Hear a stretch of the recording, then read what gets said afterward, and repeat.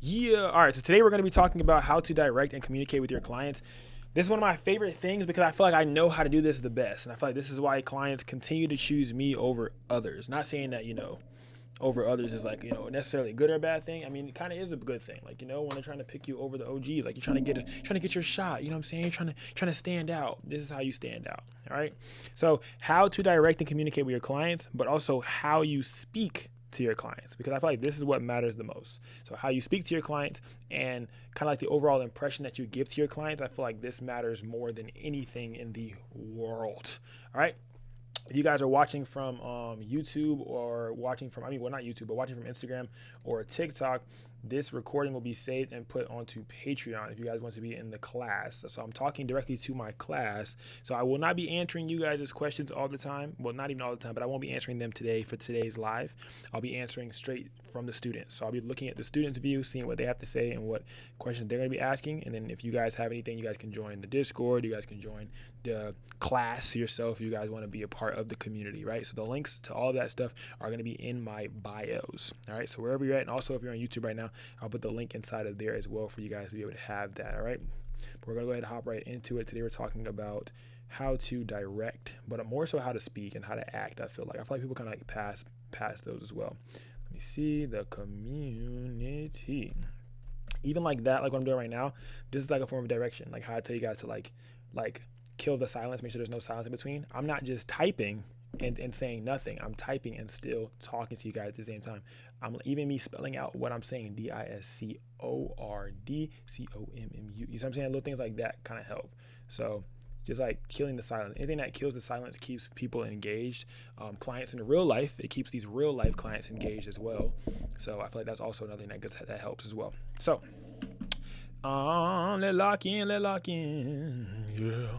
We have another slide deck again today, man. You guys said you guys liked them, so I'm running them back over and over again. So, obviously that top part is not supposed to be there, but see, damn. I thought I was past this.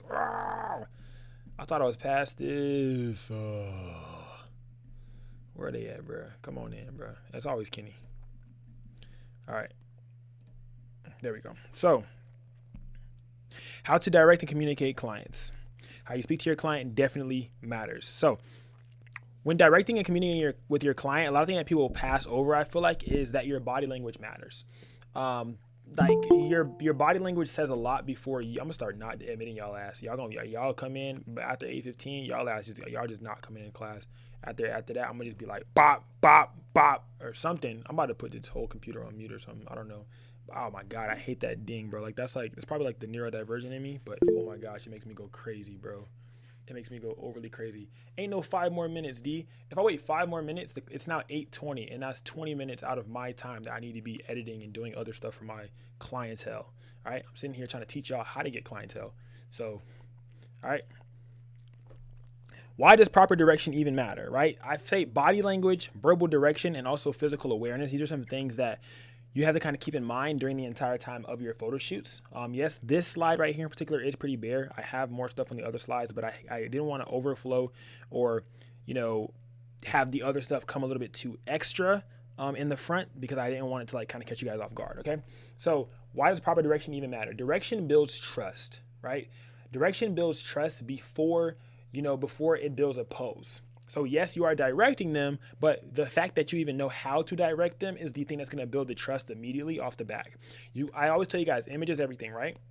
So first impression is everything. And if your first impression are the words that come out of your mouth, right? That's what you think it is, right? Your first impression reality is your body language, right? It's your appearance, is what you're wearing, things of that nature. Those are the first impression that you kind of get with your client, and that sets the tone before you're even able to speak. Right? So your image speaks for you before you can even say a word physically. So be careful on what you're wearing to photo shoots, for one. You want to look respectable, especially for my male photographers. I'm going to highlight male photographers in here a lot because I am a male photographer and we're talking about communication and comfortability. And I'm going to talk to you guys about like how I'm able to generate and help create that for my clients as well. All right. Communication controls the comfort level of your client. It also controls that confidence and the overall outcome of the photos, because if they're not comfortable and they're not confident in the photo shoot, you will see it on their face. You're trying to create a candid moment within an awkward moment or within awkward silence, their photo is going to look awkwardly silent unless it is a full-fledged pose, right? We talked about static versus fluid last class. If you guys missed last class, go back and review that. If you guys have missed last class and you're not in the class, go ahead and join the class. All right. So remember. All right. The way that you talk to them, the way that you approach them, the way that you, I would say, appear to them yourself. The way I like to say it too sometimes is like if you're trying to buy a house from someone, right? A salesman comes to your house. That salesman, you have to pick between two salesmen. One of them have dirt under their nails. The other one doesn't have dirt under their nails. They both got the same suit on, but one have dirt under their nails. They go to shake your hand and you look at their hand like, oh my God, I don't want to purchase from you. I don't want any services being provided from you because you look like a person who doesn't take care of themselves. Not saying that like, it matters, but I'm saying that it matters at the same time because, I understand certain things happen. Maybe you were just doing something, blah, blah, blah. But keep it in the back of your mind that, okay, my appearance to my clientele matters because it's going to tell me whether they come back or not. Because client psychology is they're talking about you in their head. They're not saying it out loud, but they is talking about you in their head. All right. So keep that in the back of your head because they're like, oh my God, bro, girl, what are they going to say to their homegirls when they leave? Girl, he had his fingers was boom, boom, boom. Girl, he was stank. Girl, he was this. Girl, he ain't had the proper clothes on. Girl, he was wearing socks to the photo shoot. All these types of things speak before you're able to speak. So I feel like this comes first. This goes right hand in hand with your body language, right? This goes hand in hand with your communication of your figure, your demeanor, things that you do that you don't even notice that you do unintentionally. All right. These are the things, these are those vibes that a client catches, right? Before you even can speak for yourself to uphold it. So once you do start to speak for yourself and you either uphold or you either uphold as in clarify the vibes, like if you're dressed in good, you look good. Now when you speak, it will clarify that these vibes were correct. They got the right feel from you. You got the right vibe from you, right? Or you can declarify it in the sense of you were having a rough day, man. You wore slides that day. You didn't really care too much about what you was wearing fit wise, but when you talk, you're a vibe. So now you leveled it out. You know what I'm saying? So these are just things to like kind of help you. If you're not really that verbal of a person, then dressing nicely or dressing not necessarily to impress in a sense, but professionally does help, right? That's like the first thing with client psychology and within direction and communication because your body communicates to your client before you can even say a word, right? And this also goes regardless of the gender of the client, right? So the client loves the experience regardless. So the first initial feel that they get from you when shooting or before even shooting, when walking into the studio session or at the lifestyle session or whatever is the vibe that it's going to carry. First impression is everything and your looks started off, right? So posing isn't about being loud or dominant. It's about being clear, calm, safe. And the direction that you want to give it gives a form of leadership, right? And leadership and the sense of taking charge is what creates trust in a client because your client comes to you, right? This is my mindset. You're the photographer. I came to you for a reason. Right? You came to me for a reason because you trust that I know what I'm doing. And you wouldn't have came to me if you didn't trust that I knew what I was doing. Right? So that's how I look at it is my client came to me in hopes of trusting that I know what I'm doing. So they're paying me trusting that I know what I'm doing. So this will clarify that. Being that you give them this direction, being that you give them a good experience, I will share a story time with you guys as well at the end of class. Today, actually, of what happened, and I put it in these slides because I make the slides before class. Today of what happened with a client and how they kind of like had their experience and they compared my experience to other photographers that they've shot with and why they chose to come to me, right? This kind of like teases that a little bit, of course.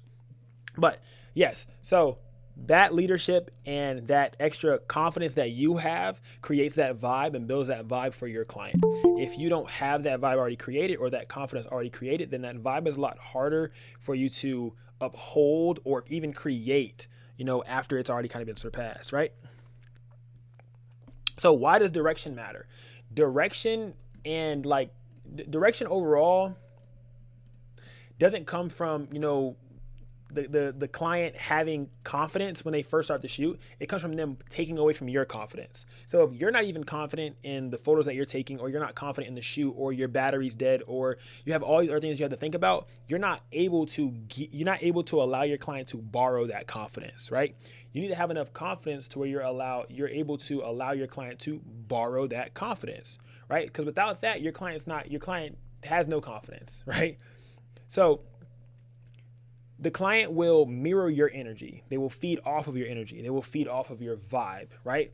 If you have a silent vibe, then that silence will create awkwardness. I know a lot of photographers who have a silent vibe.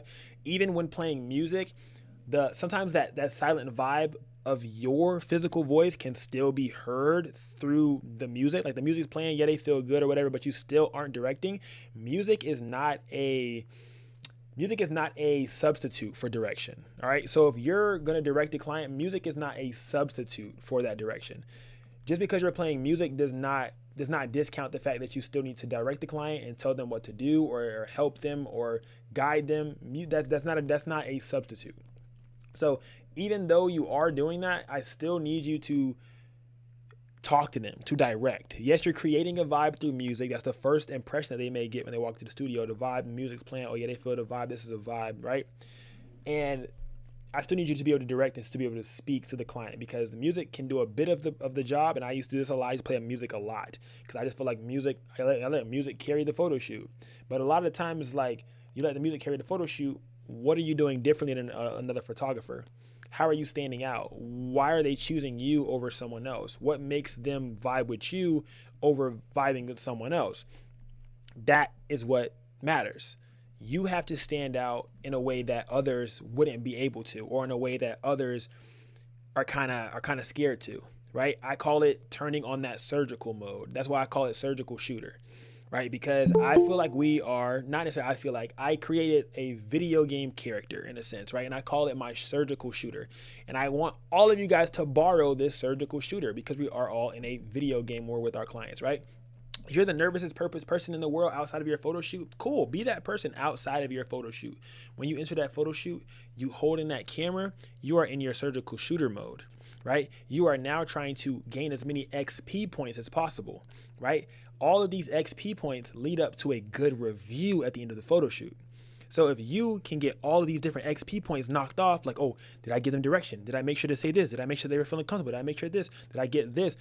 XP points in so many different form factors, whether you did better on your settings outside of the posing, whether you did better on your settings, your composition, your framing, your lighting, your posing, your direction, your vibe creation, maybe your fit that you wore. These are all things that add to your XP points, because at the end of the shoot, you basically get a grade from the client. The client's reaction to the photos are a grade. The client's reaction to the photo shoot, oh girl, I'm telling everybody about you. Oh boy, I'm telling everybody about you. I'm telling all my homegirls. That is a grade, right? These reviews that they give you, right? These references that they give other people to refer them to you is a grade. This is your photography grade, right? Like I told you guys last class, I treat every photo shoot as if it is an exam. So I'm studying for that exam prior, and then the day of the photo shoot, I'm taking my test. This is my surgical shooter, right? This is why I like to use that, because I was very scared of people, bro. Like very introverted, and it was kind of hard for me to even do that meetup, bro. So it's like, I want you guys to understand, like I always like super outgoing, and I'm still damn near not. Like it's still hard for me to go into crowds of people. But when I know for a select amount of time I have to have my surgical shooter mode on, I can turn it on, right? I know that from 8 to 10, I need to be surgical. I need to be locked in. I need to be in that mode.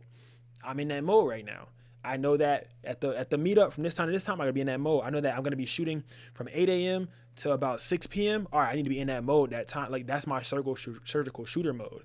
I may be able to recharge my battery in between that, but understand that it only lasts for the time of the shoot. If it feels cringe or it feels weird or it feels whatever, but that's straight. As long as your client is good, it only lasts until the shoot's over. Your goal is to get a good review. Your goal is to give a good experience. And if you don't give a good experience, you don't get a good review. All right? So keep that going. Clients mirror your energy. Silence will create an awkward vibe. Even silence through music. Music cannot bash out silence, right? Music cannot save a vibe, because anybody can play music. You have to think about your factors, right? Your induplicatable factors, right? Your undeniable factors, things that other people cannot duplicate or replicate, right? We like to call this your unfair advantage, which is your vibe. Your personality is your unfair advantage. If you're quirky, if you're weird, whatever it is, real, raw, unfiltered, that is your unfair advantage that you have with your client, right? Most clients are not most clients aren't bad at posing. They're bad. Like they're not bad at posing. They're just waiting on being like told what to do, A lot of clients aren't even bad at, looking photogenic, even if they say that, oh, I'm not photogenic. A lot of the time they just don't know what to do. They're waiting to be told what to do. And in that time of waiting, they're sitting there feeling very awkward. They're feeling weird.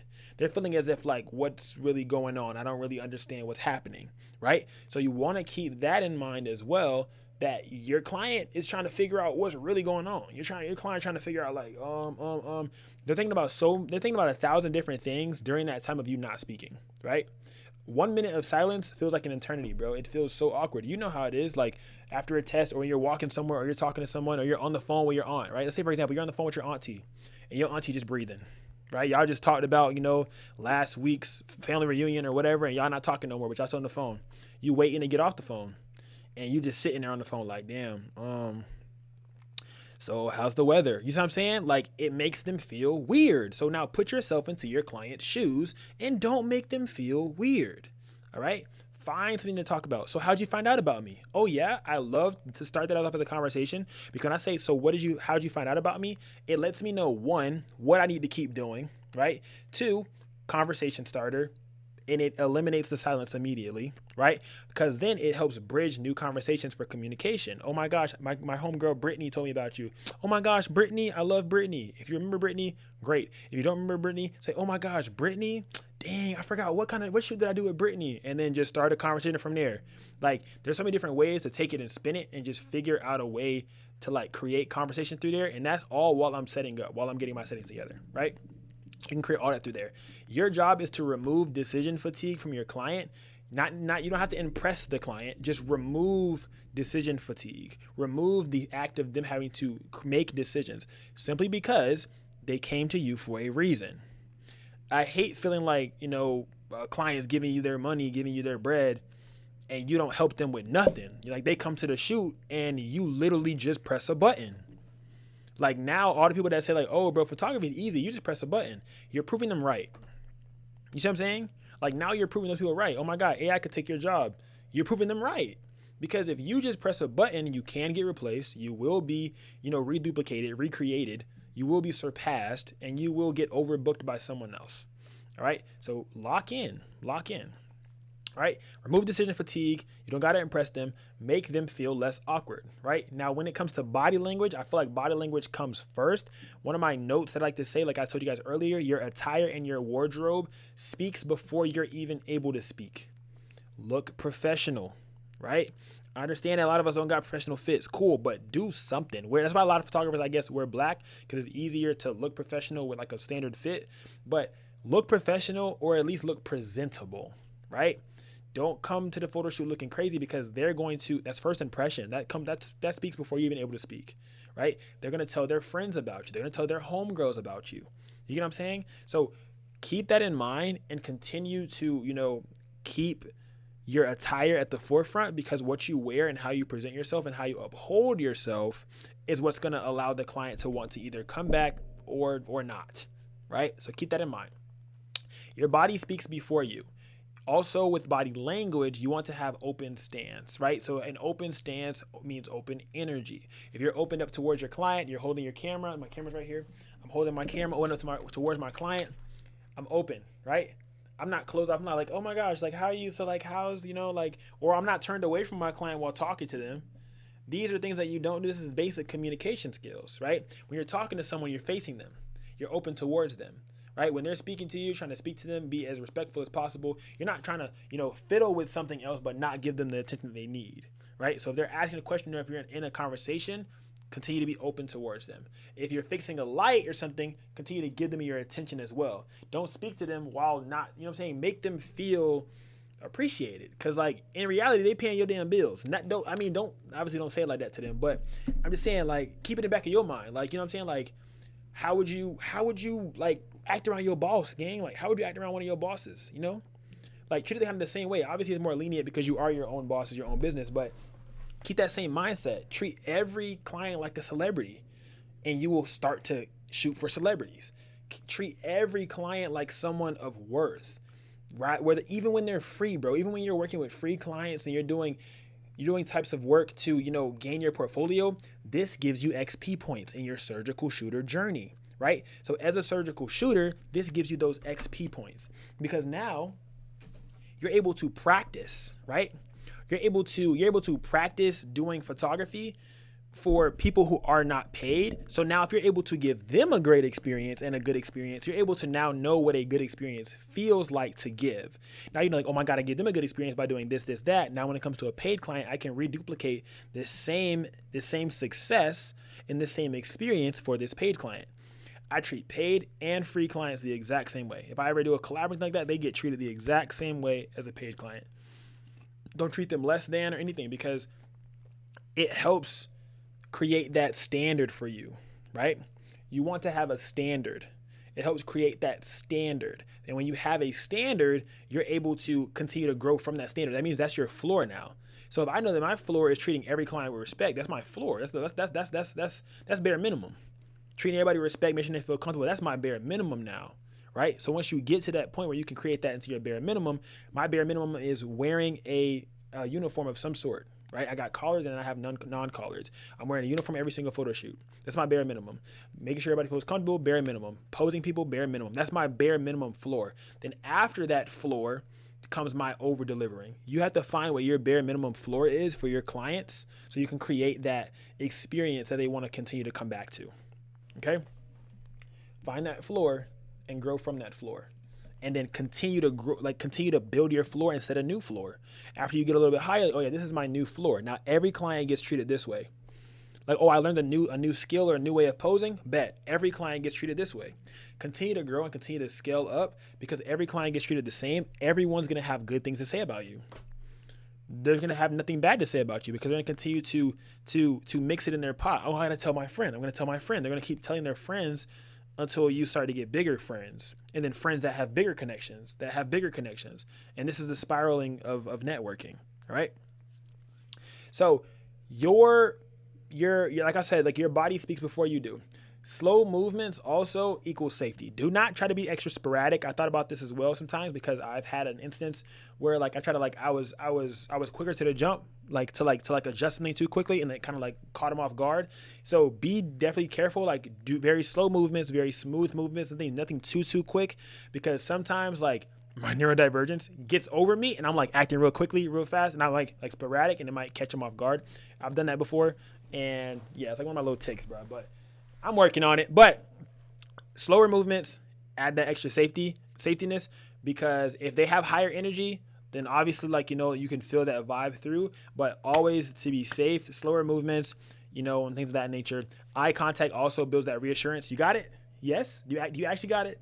Continuously looking at them and asking questions to confirm, to make sure that they actually understand. All right, I'm going to have you do this pose right here. All right, you got it? Do you actually got it? Yeah? Okay. To continue that reassurance. I also try to reassure them as well. Rather than, asking once, I try to also reassure. You talk fast, fam, go to YouTube, Taxi PNG. I talk fast on purpose because all the videos are recorded and I'm neurodivergent. Go watch the YouTube videos. I'm live on YouTube right now so you can see the whole thing. It's a whole slideshow up right now, gang. I'm not really talking to you. I'm talking to my students. Type shit. If you want to become one, sign up. You know what I'm saying? Things of that nature. But it's Taxi PNG on YouTube, though. So you can see the slides and stuff. And you can also, if I'm ever talking too fast, you can scroll back. And I'm also going to be posting this recording in PNG University. It's one of my mentorship programs. All right.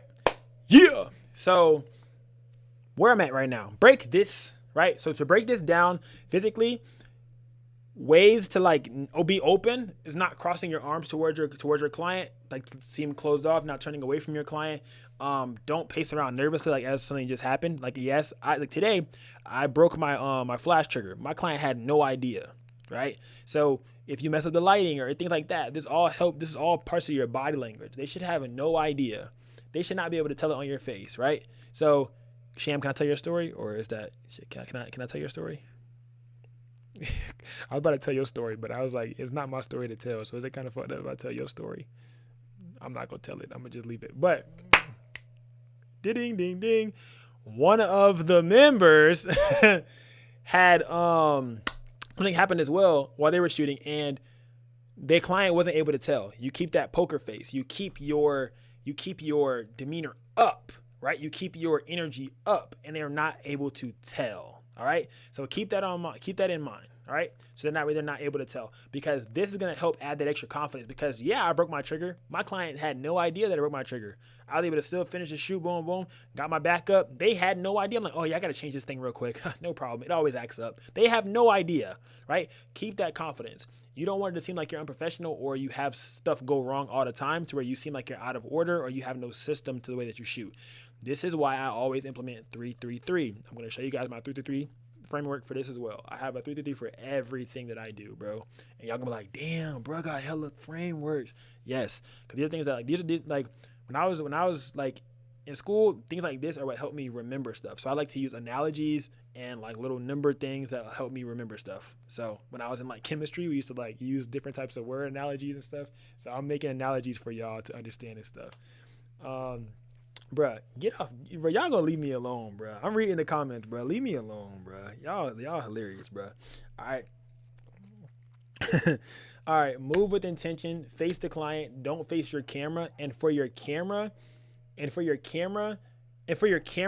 don't like, you don't have a backup, bro. Look, so this is what happened. You must have didn't watch it. So I had a behind the scenes video I posted. I pulled up to a shoot without my battery in my flash and still did the shoot, bro. You know what I'm saying? I pulled up to it. He's on a couch. I don't think he's in bed. I think he's on a couch. I pulled up to a shoot with no battery in my 8200 for a lifestyle session. And my confidence was still able to make the session happen. You see what I'm saying? Like, my confidence in knowing that I can't drive back to the crib. I got to make this work. Man, I got real creative real quick. So, yeah, I know if something happens, you break it, you got to figure out something right there. Either you going to sync flash or something. You got to figure it out right there. Be like, oh my gosh, I think that this style is going to look so much fire. We got those flash ones out of the way. Let's try this style out. And then you try a whole different style and stuff like that. You know what I'm saying? Something like, try to never put the blame on your equipment and never put the blame on yourself, because it makes you look unprofessional, right? So don't put the flash on them. Don't put the blame on yourself. Don't put the blame on yourself or the client or your gear. Figure out a way to work through it, right? Figure out a way to work through it. Also, face your client.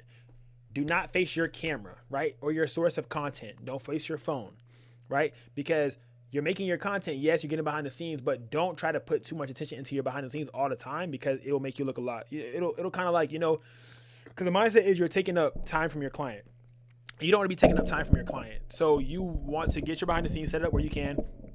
Maybe you go over there and it takes you less than a minute to press record, stop recording, reframe it, stuff like that. Don't take too much time facing the other camera trying to get your content too much, because it may make the client rub them the wrong way, or make them feel like, oh man, he's not taking me serious, things of that nature, right? So keep that in mind. Your clients will feel rushed before you know they feel rushed. So be aware of how you're making them feel and your body language and stuff that you're saying. All right. Yeah. Every movement that you make is saying something, whether you know it or not. This is body language. All right. Verbal direction. For verbal direction, I love to do a 3-step. Bro, me and the number 3, bro. The number threes are crazy, bro. The number 3s are crazy. So this is my 3-step direction formula. I always go with action, purpose, and then reassurance. So what do I want them to do? Then I tell them why it works, and then I reassure them that it looks good, even if it doesn't. Because you can always change it. If it doesn't look good, just say, oh, I got that one. That was good. All right, on to the next one. And then just change it. Because you don't, you know what I'm saying? If you ever say the word bad or like doesn't look or something like that, unless it's like, I'm not going to say unless it's in a funny way, but unless you caught that vibe with the client that it's okay to joke with them like that, then just keep this framework going, bro. Tell them the action, what you want them to do or what they're going to do, and then tell them the purpose behind the action, which explains the action, right? And then you reassure them on the decision that you made looks good. So the way I like to do this a lot is you reassure them on the decision that you made looks good, meaning the pose that you chose. Why do I keep saying the word you like that? Because if you chose the pose, they want to come back to you again because you know what you're doing. See what I'm saying? Now you become an asset, right? You become a person that they need, right? Right? Because you make their life easier. And what do? You release that decision fatigue, right? You take away the decision fatigue. They don't have to make that many choices or decisions anymore when they're with Taxi. They know Taxi gonna take care of it, right? You want to be that same way. When they shoot with you, LJ, you want them to come to you and be like, damn, I don't got to think about nothing. Like, I'm just like, I don't got to think about nothing. My clients literally come to me and be like, I didn't plan anything. I just know you're going to snap. Like, I don't got no poses or nothing. My clients come to me with that confidence, right? They come to you with that confidence, knowing you want them to come to you with that confidence, knowing that you're going to get surgical. You're going to execute, right? That's what you want, right? For an example, I tell them, turn your shoulders slightly to the right. This will create a cleaner line, a cleaner look, right? Perfect, just like that. That's strong. So my action, turn your shoulders to the right. My why, or my purpose, I say that this creates a cleaner look, right? Yes, the word lines there, just vibe. I was typing this right before. This creates a cleaner look, right? Or if this makes you look more, I say certain words that they can kind of relate to. Like turn your shoulders to the right, and I reassure them why, you know what I'm saying? And then I reassure them that it looks good, right? I say that's perfect, that looks strong, that's good, right?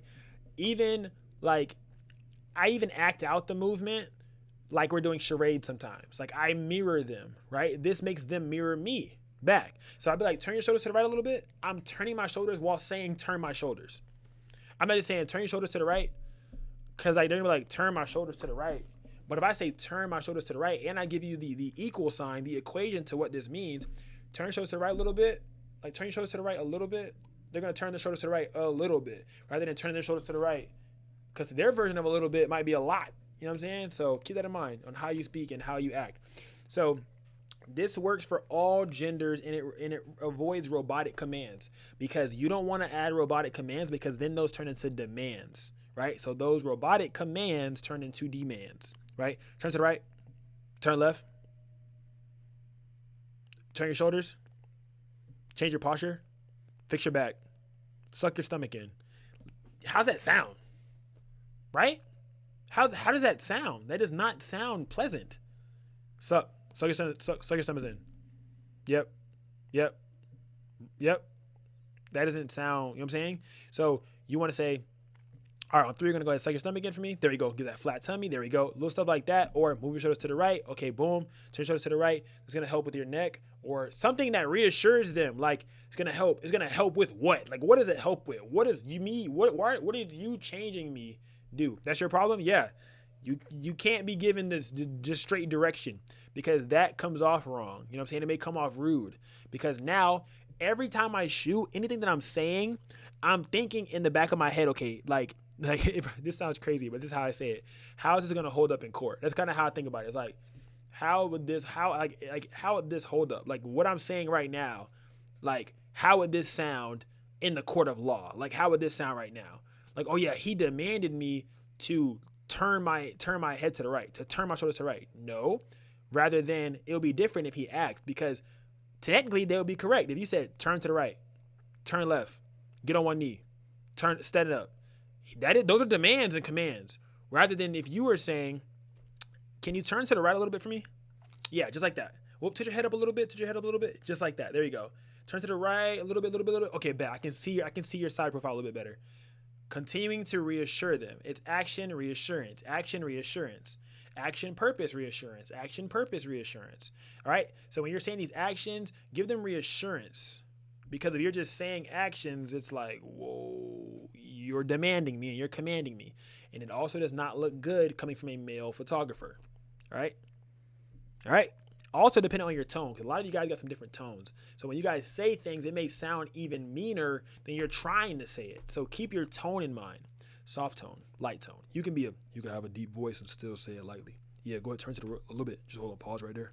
Turn a little bit. All right, turn to the right. Open your shoulders up. Yep, just like that. There you go. Rather than be like, turn to the right. Yeah, a little bit. Yep, turn to the right. Tonality matters. All right, watch how you're talking to people, especially women. All right, men. All right, keep it in mind. Directing women respectfully. Boom. I'll literally just roll right into this one. If you're watching on TikTok or YouTube, if you're watching on TikTok or Instagram, go to YouTube, guys. Stop copying and pasting what you're saying, bro. Just go to YouTube, bro. Go to YouTube, bro. Go to YouTube, bro. Go to YouTube. Just go to YouTube. Go to YouTube. Go to YouTube. Just go to YouTube. All right? Go to YouTube. Have you ever done a photo shoot with a girl and her boyfriend's there? I act the exact same. I don't care. I'm getting paid both ways. I act the exact same. I'm acting that he came on purpose. You want to help? If he wants to help, he can help. He's right there. I treat everybody the same. I'm dapping bro up. Bro, we homies today. Like, you know what I'm saying? Everybody's my cousin today. I do not care. I don't care who you bring to the session. You know what I'm saying? Everyone gets the same respect. And that will be a red flag to one of you guys if you don't treat them the same when their boyfriend's there. If you don't treat them the same when a friend's there. You see what I'm saying? Treat every client the exact same, bro. You know what I'm saying? If it's a male client, you might be a little bit more masculine. But for female clients, you may want to soften them a little bit to make them feel more comfortable so that way you understand how the workflow goes, right? So keep that in mind as well. Keep it the exact same on bro, and nobody finna stand in the way of this good service. Come on. Can't no one stand in the way of the service you're giving out. Your client boyfriends come. You don't want to pose her no more? You're going to get a bad review because that XP points. You just left some XP points on the table. Your surgical shooter is going to get demoted and probably lose an upgrade because you let one of the final bosses then came into the thing and you're not posing your client so you can get a good review because her boyfriend there. So you're not going to pose her no more? She booked you for a reason. All right? Don't let that change how you direct and pose your client. All right? All right?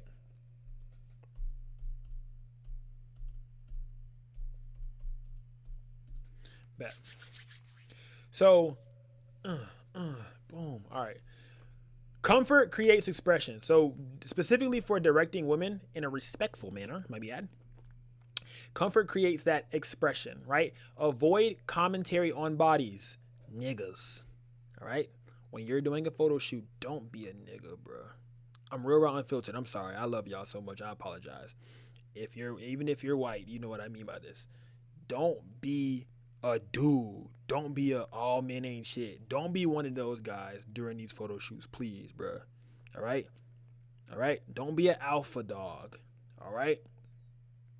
Do not be trying to flaunt your masculinity at these photo shoots because you are providing a service. You don't want to pay your bills? You don't want to pay your bills? You want to mess up your image? Come on, bro.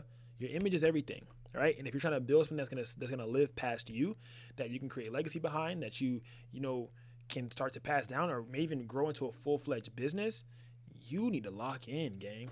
All right. You need to lock in. You're gonna scare everybody away. Avoid commentary on bodies, right? Plus things that they cannot change.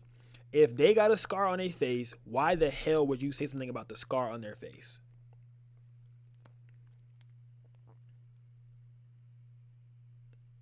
If they have cellulite, why would you comment on the cellulite? If you tell them to suck in and they're already sucking in, why would you don't force the issue of that's not enough, right? Like, find their limitations or view their limitations and act accordingly because you do not want to offend someone. Okay? Keep that in mind because they will not come back. They will not come back. Of course, yes, don't comment on their hair. Don't comment on things like that unless there are things that can change. Laces, things of that nature that can't be changed in that moment. Okay, that's how I mean. If it can be changed in the moment at the photo shoot, you comment on it. If it cannot be changed right now at this moment during the photo shoot, don't comment on it. All right? If the hair is in the face, you need to go out the face, comment on it. If the lace is peeling up, don't say it because she obviously just looked in the mirror and saw it. All right? Be respectful, bro. Your vibe. Be respectful. All right? Focus on the shapes, the lines, and the feeling of the photos. Right? Confidence comes from clarity, not compliments. You're not going to sit there saying, damn, girl, you bad. Damn, boom, boom, boom. No. They're going to feel so uncomfortable. All right? Things such as, it comes from that clarity and that reassurance. Like I told you guys before, that reassurance, that looks good. Oh, just like that. That looks good. That's nice right there. Yep, boom, just like that. Go ahead. 3, 2, and 1. Yeah, there we go. There we go. Those are forms of reassurance, right? And then for the girls, yes, girl, yes, queen. Those are forms of reassurance. All right. Those are things that add that confidence and that boost them up and that extra reassurance. All right. These compliments, saying too many extra words after the form of reassurance, that turns into an extended compliment that's not needed to be said. Right. Keep those out the studio. Keep those out the photo shoot. Keep that away from work. Right. Do not be mixing the two because you're going to fuck your image up. All right. To be clear, especially as a male photographer, you do not need to comment on their attractiveness, right? Okay? You go to every shoot, in the back of your mind, every client got a boyfriend, all right? In the back of your mind, every client got a dad that got a shotgun. Like, put something in your surgical shooter's mind that makes you act accordingly, all right? If you need to, I don't know what you need to do, but do something in the back of your head and be like, I don't know. That just makes, she married with 18 kids. Something that allows you to shut up. Like, take that out your head and throw it away. All right. Create a scenario for your surgical shooter to be able to achieve the goal. All right. That's the whole thing. It's like every time I'm in a photo shoot, I'm playing a game, bro. I'm my surgical shooter, turn the surgical shooter on and lock in, bro. Lock in. You lock in. You got higher, bigger goals. All right. So you guide movement, posture, and energy, not appearance. You can't change appearance. And you can change the movement, you can change the posture, and you can change the energy of the shoot. Depending on how you bounce your energy off of them, they bounce the energy back off of you. All right. Do not, ever overdo your facial expressions. All right. I'm only laughing because I've seen photographers do this in person. Like I was shooting at the college here, and I see a lot of photographers that do things wrong, and I'm like, this is what I'm gonna like. That's how I figure out what to teach you guys. If you guys are wondering, I do a lot of different photo shoots, and when I'm out and a lot of other photographers are in that same location, I will see what they do wrong, but I'm not going to walk up to them and correct them because I'm not their mentor. I'm your mentor, right? So I will watch them do it wrong. I will take a note down on my voice notes or on my phone or on my tablet, whatever I have with me at that time, to make a video on it or something because, boy, you know what I'm saying?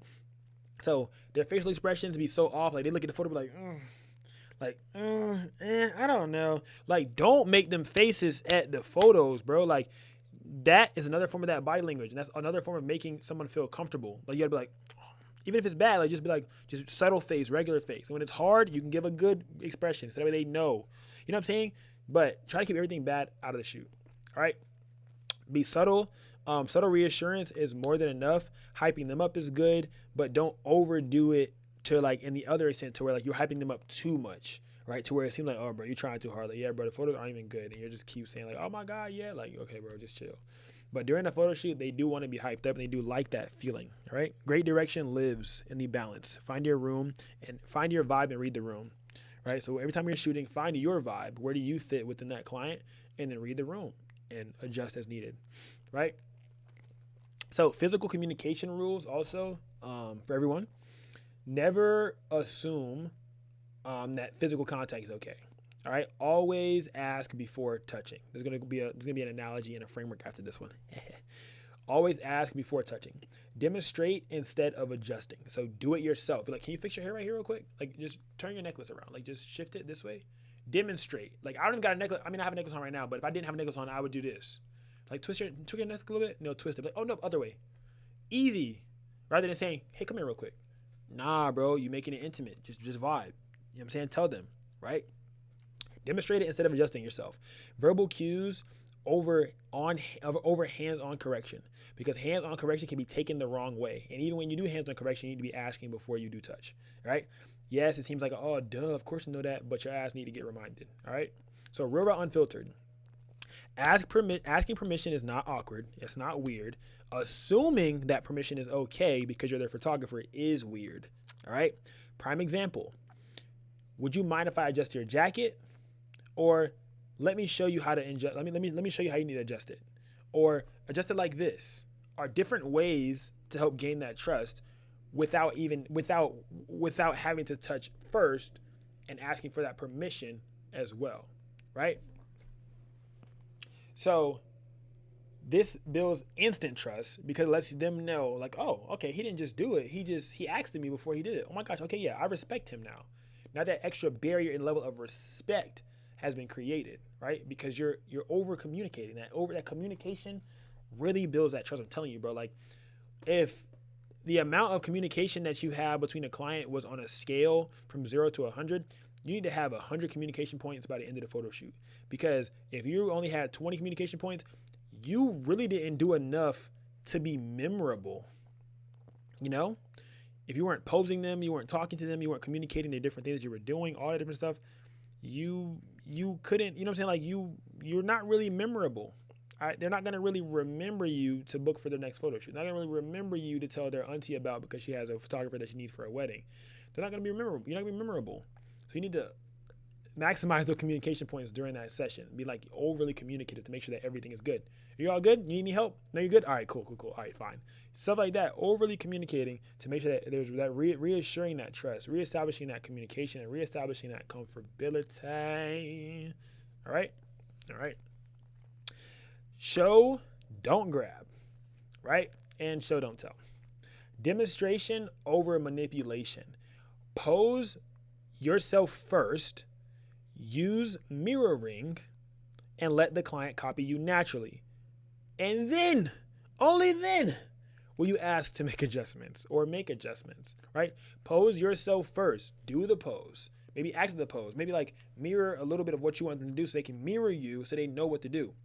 What I told y'all, damn, but that's zesty though, fam. Damn, shit like that real zesty for real. It only lasts during the photo shoot, gang. You want to get paid or not, bro? Like, it lasts during the time of the photo shoot, bro. And you don't even got to get fully into it. You can just put a hand up and just go like this real quick. If you really want to. You don't got to, like, throw the hand and do all the, you don't got to do all the extra stuff, bro. You can still add your little swag, your little swang to it, right? But don't add too much swag and swang to it, all right? You can still be you, but still show them on what they want to do, all right? It only lasts to the end of the photo shoot, bro. Just vibe, all right? So posing myself, I love to do this a lot. I practice my poses by posing myself because if I'm not confident doing it by myself in the mirror, I'm damn sure not gonna be confident doing it in front of a client, in front of their boyfriend, in front of their grandma, in front of their sister, in front of their mom, right? But now I am. I just did a whole shoot in front of a family with that, and just their daughter was shooting, and I had to do the poses, everything in front of the whole family. I feel like I done got past that point now. And then each time that you do a different photo shoot and you break past that surgical shooter's barrier, you're gaining those XP points, it becomes so much easier to keep going, right? You do a photo shoot with a girl and her boyfriend and you're posing and you feel comfortable, boom, cool. Now you've upgraded to where now you can probably do it in front of someone's grandmother and their mom and their sister, boom. Now you can do it in front of a whole family. Now you're doing it in front of weddings, right? I'm posing first looks, I'm posing family, I'm posing everybody in front of full, like, filled out spaces, right? Full filled out event spaces, posing the people that are the center of attention, right? In front of everyone. So it's levels to it, of course, but you build up to get there to where you have that confidence in yourself to be able to do so, all right? Most people learn visually, right? You posing them is faster, safer, and way more effective than just touching. Like, you touching takes too much damn time. Like, even if like touching was allowed, you physically moving them, trying to get them where you want them at, it's too much going on, bro. Like, it's too much. Like, and it takes too much time because now they got to make sure that they're in the exact right spot. Bro, just do the pose, show them a little bit of how to change it. They can change it up, and then you can adjust from there, or tell them to adjust from there. Raise your hand up a little bit more. I just do exactly what they do, and majority of the time they mirror me. The whole shoot can go by. You ain't got to touch nobody. All right? All right. And if you do, a lot of time it's forced, unless it was needed. Like, if their necklace was tangled and they don't got no friend, then it makes sense. Because the necklace is tangled and they can't see it and they got long ass nails on and they can't untangle neuro. All right. Bonus. Like, keep the energy playful and not awkward, right? So this right here keeps that energy playful and not awkward by you posing them. Because when you do the pose, they see that you're comfortable doing the pose. Now it makes them more comfortable to do the pose. You see what I'm saying? Because you just did it. As big of a man you are, just did it. Now they're definitely comfortable doing it. You see what I'm saying? So keep that in mind. You ate with them nurse pics? Thank you. I had to respond to that one. Thank you. All right, I appreciate you. All right, we're going to go to the next one, right? Oh, that's what I meant to say too, though. When you, let me go back. View the frame first, then adjust the pose, and then fix the details. View the frame, how they look shaped up in the frame in the studio or on location. How do they look on the frame? All right, look at the frame, then adjust the pose, and then fix the details. The pose might not look good to your eyes, but that bit might hit to the camera. I done had it happen sometimes. to where like the pose don't look right in my eyes, but the way that I framed it up, it looked real good. Like I was doing I was posing. I have a video I'm gonna drop for you guys also for homework. I mean, not that one, but posing. I was posing a 60-year-old, right? A 60-year-old woman. It was her birthday. I was posing her. The bottom half, I had her going down like this. It did not look right at the bottom half, but when I framed it up above those hands, it looked so good. It looks so good. The overall pose might not have been good, but how I chose to frame, the frame that I chose to capture looks so much better. And then you can fix details. Maybe the hair is off, maybe the neck, whatever. Fix the hardest parts first, and then fix the easiest parts, which are the details, right? So you're working your way out to in. Yeah. All right. Energy. If the pose is bad, then it's my fault. That's what I always tell myself. If the pose was bad, it's my fault. If the shoot went bad, it was my fault. If the experience wasn't good, it's my fault. If my client didn't like their photos, it was my fault. Because I can only control what I can control. And those are things that I can control. If the experience did not go the way it was supposed to go, it was my fault. Now, how can I learn from this experience? It's not an L. I didn't fail. How can I learn from it? How can I create a better experience next time? And how can I rectify this current situation and experience? Maybe I accidentally offended someone, and I can backtrack or try to retrack or rework it to where I can, whether it is apologize for offending them unintentionally, or find a way to work through that to where I know that next time, let me not do this thing because I unintentionally offended them, right? All it takes is one time offending someone to potentially end your entire career, especially as a male photographer and a male black photographer, all right? Keep that in mind. It could take one thing to end your shit, all right? All right, keep that in mind. Energy and feeling and direction, yeah. Direct the feeling, not just the body. All right. Give emotional cues. Create motion between poses and prevent a stiff pose. Right.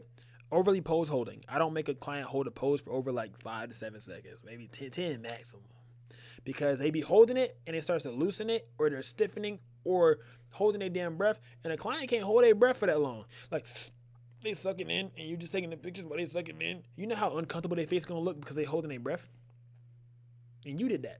They're your fault. So let them release. Release. I'm not saying to say it like that, but just ideas. All right. Yes, create motion in between poses. That's why, like, I'll make a client go into a pose. Let's say, for example, my ending off pose is them up and looking off.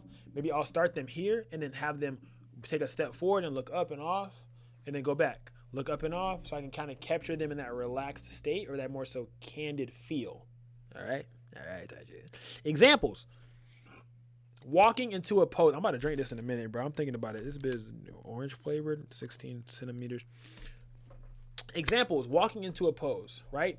Do not stop in that pose or have them pause in that pose. Capture them throughout. Capture them as they get into the pose, right? Try to also let them know to relax their face, right? Like, or make them exhale. Take a big breath in. Now exhale. Okay, just like that. Those things like that. Or relax your lips. Relax. I tell them to relax certain things. Relax your lips. Relax your face. Relax your jaw. Tense up. Relax. There we go.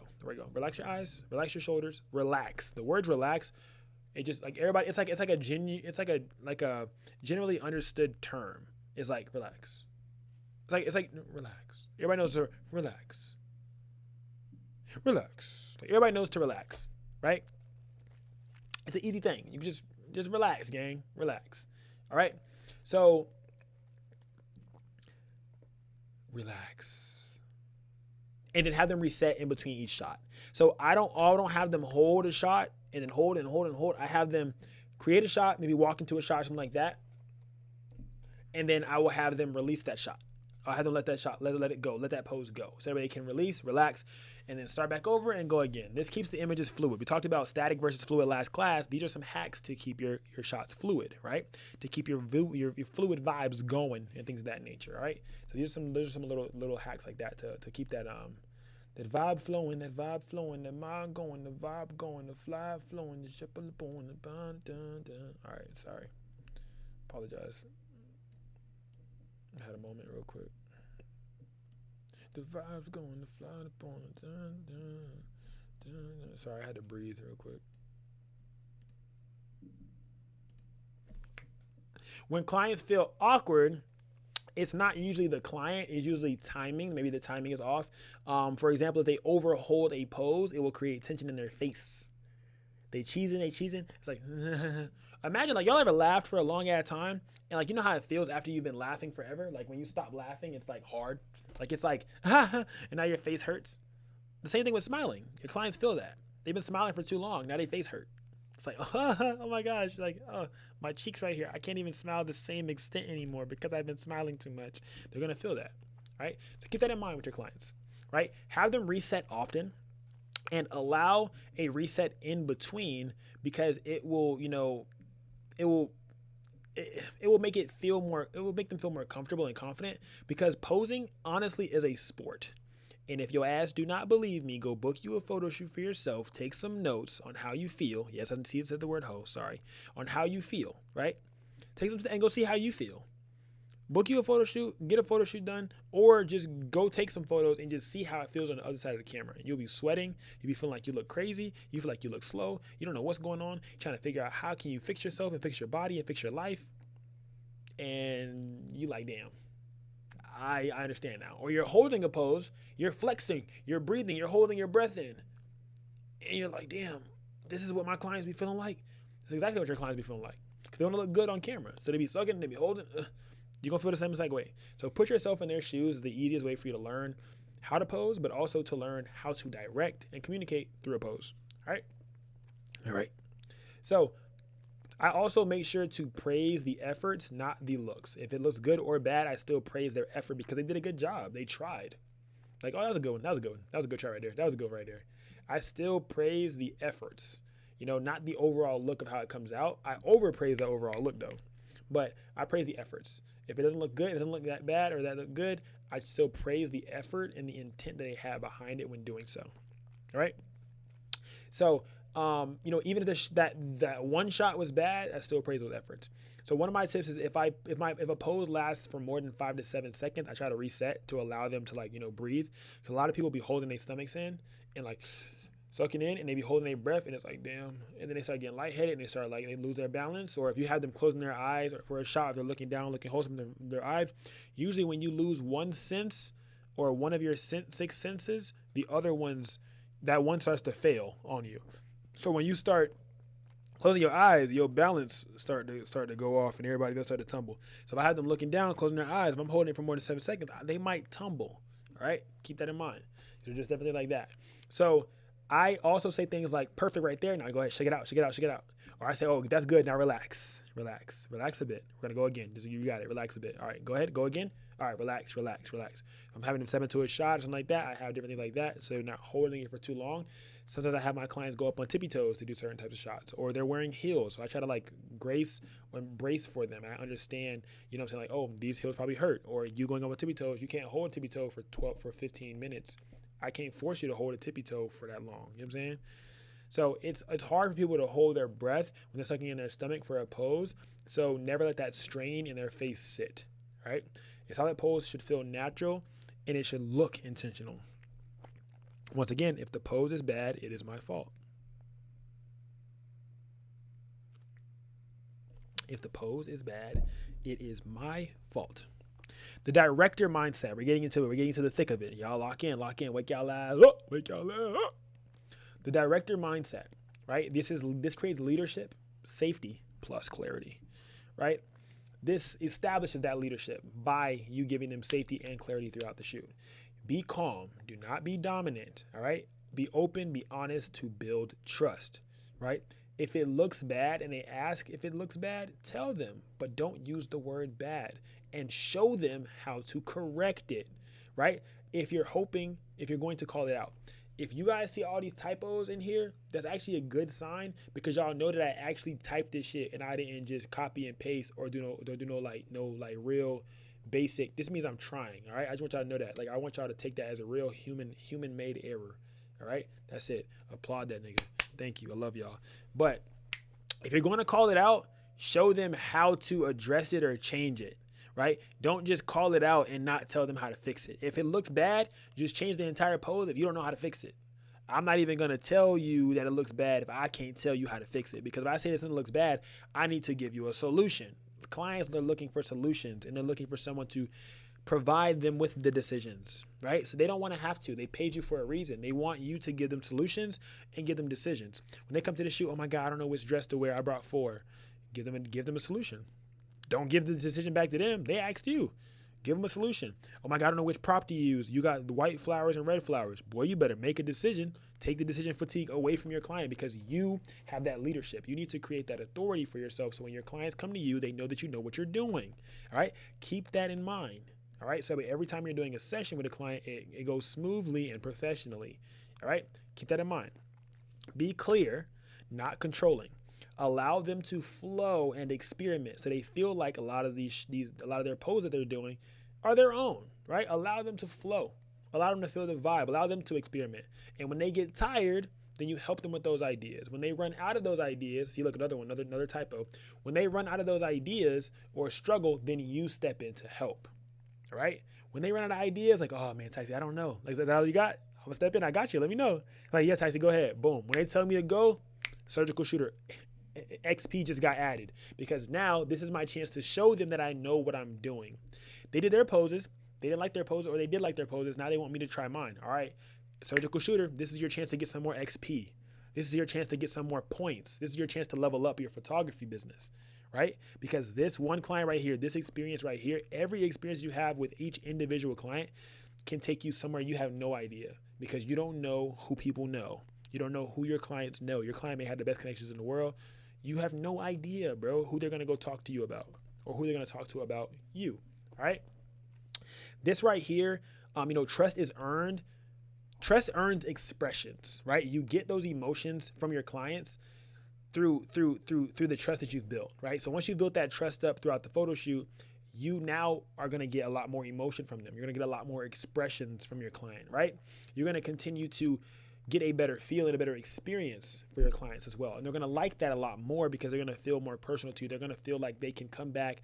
They can shoot with you at any time. They can come with you with any idea. And this is how clients continue to come back over and over and over and over again for me because I give them that experience. I built that trust at our first photo shoot. Now this trust will carry over to your next photo shoots. You gave the client a really, really good experience. They're going to come back. And when they come back, they already have that floor. Remember what I told y'all, that floor, right? The same way that you treat every single client, that you treat them through every shoot, that floor that you created for the client, this is my standard. This is what every client gets, right? This is how every client gets treated. That's that floor. They're expecting that floor. They have expectations now for when they come to shoot with you again, right? So this is that floor. Now, every time my client comes, the shoot already starts at this floor because it was already created. The only clients I have to recreate floors for or create floors for are my brand new clients. So now when people start to come back, their birthday year after year, or another branding session, or another photo shoot for their family members, or a family session, or one of the holidays, that floor is already established and created because they've shot with me before. When building your photography business, your goal is to create this floor, right? Create that floor of expectation to where your clients come shoot with you. They already know how you operate. They know how you work, and they respect how you operate, and they respect how you work, right? All right. Direction is not about power. It is about permission. All right. It's not about power. It's about permission. It's about gaining that permission to your clients to be able to give them more direction. Because when you gain that permission from your clients to give them more direction, they will have a better experience. Right. Gaining that permission is, once you're shooting and once you've gained that trust, you have now gained that permission, right, to be able to give them that direction. Right.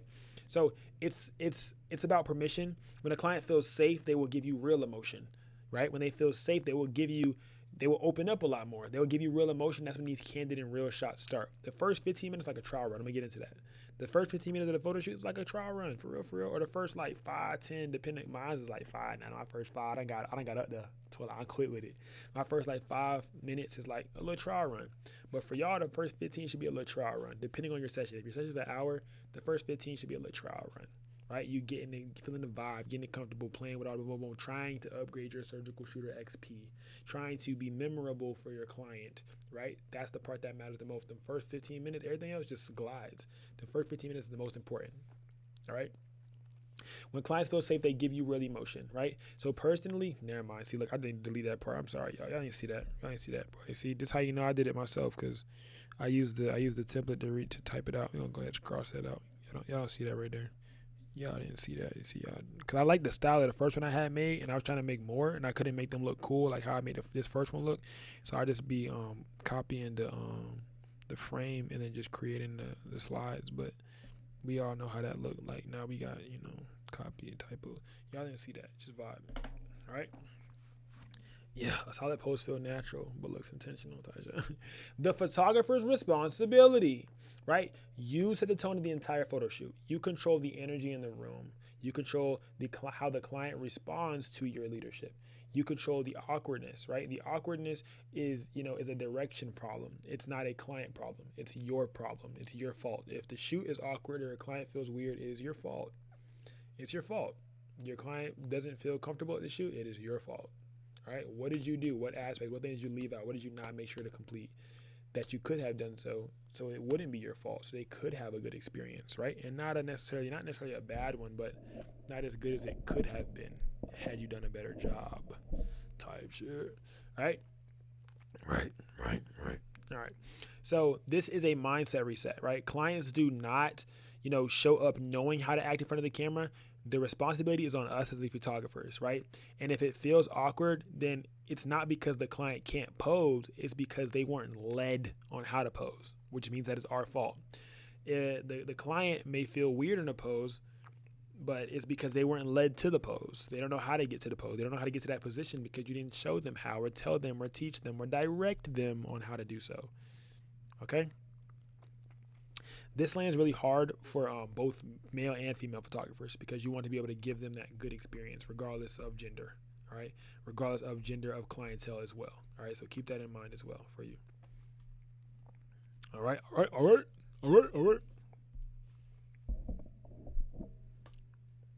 Once again, if the shoot is bad, it's my fault. I like to continue to remember that and remind myself that if the shoot is bad, it's my fault. If the shoot is bad, it's my fault, right? So why clients leave other photographers? Oh, shit about to get spicy. Right? I got y'all.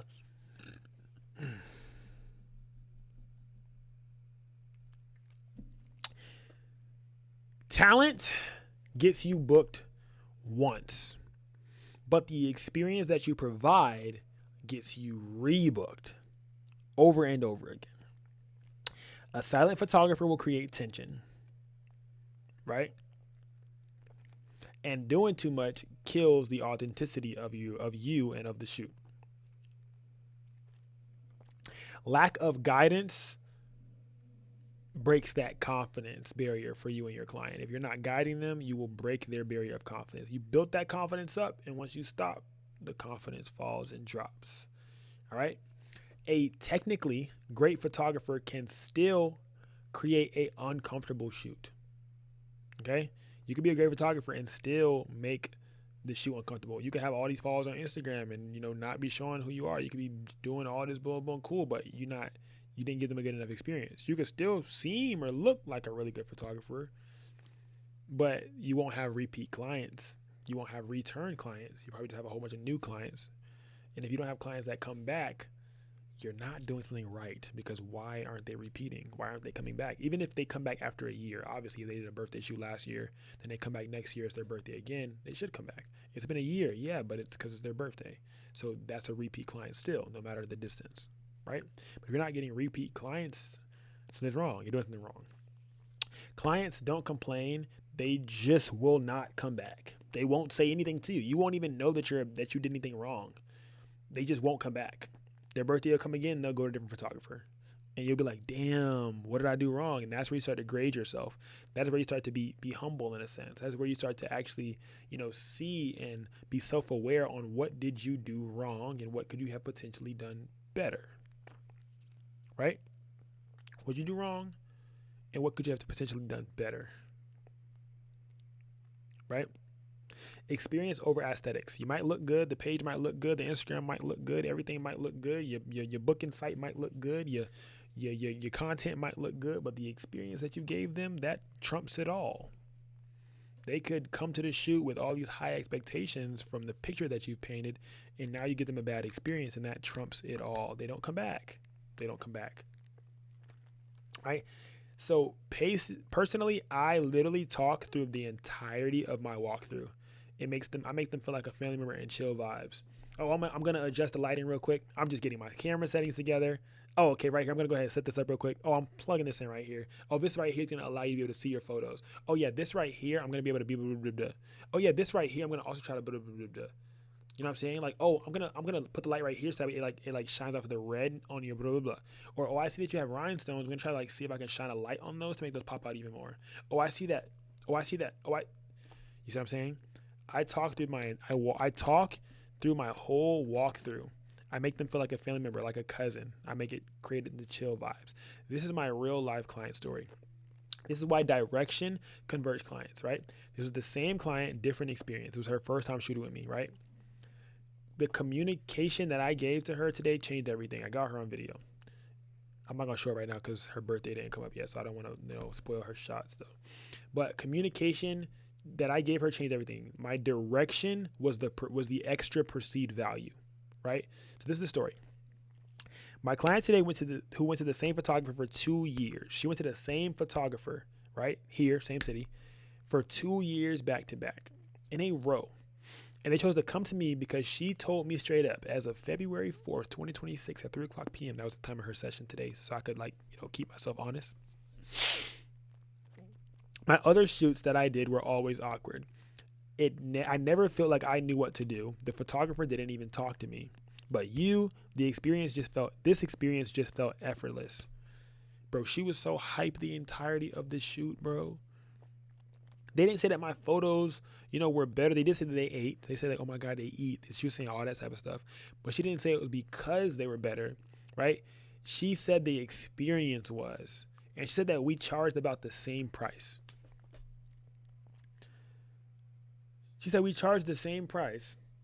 She went to them for 2 years, chose to switch it up, and came to me because my experience, that she saw that I gave others, and her friends were talking highly about the experience that they had. Experience trumps all.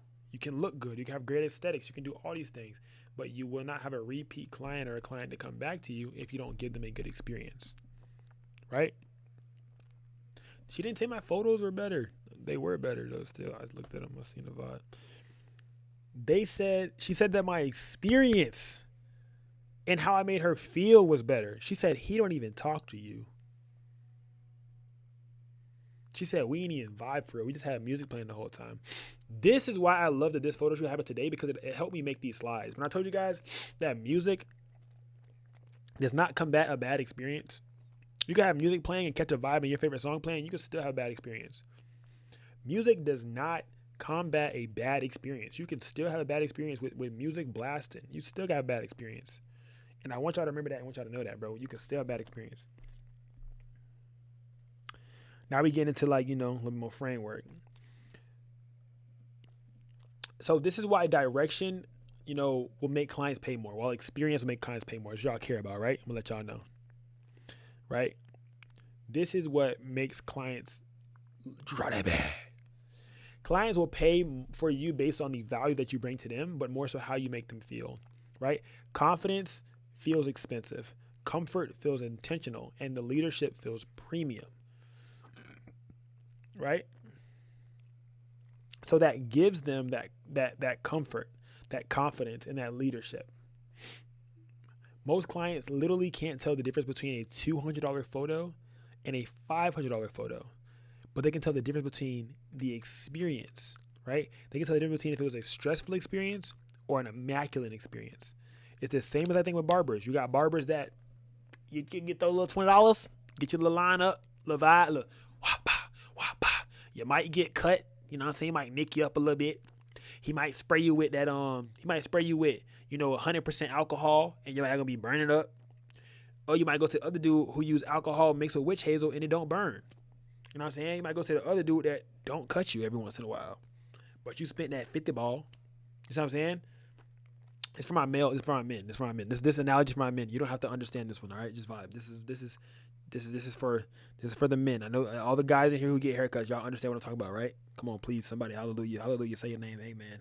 I know y'all understand what I'm talking about.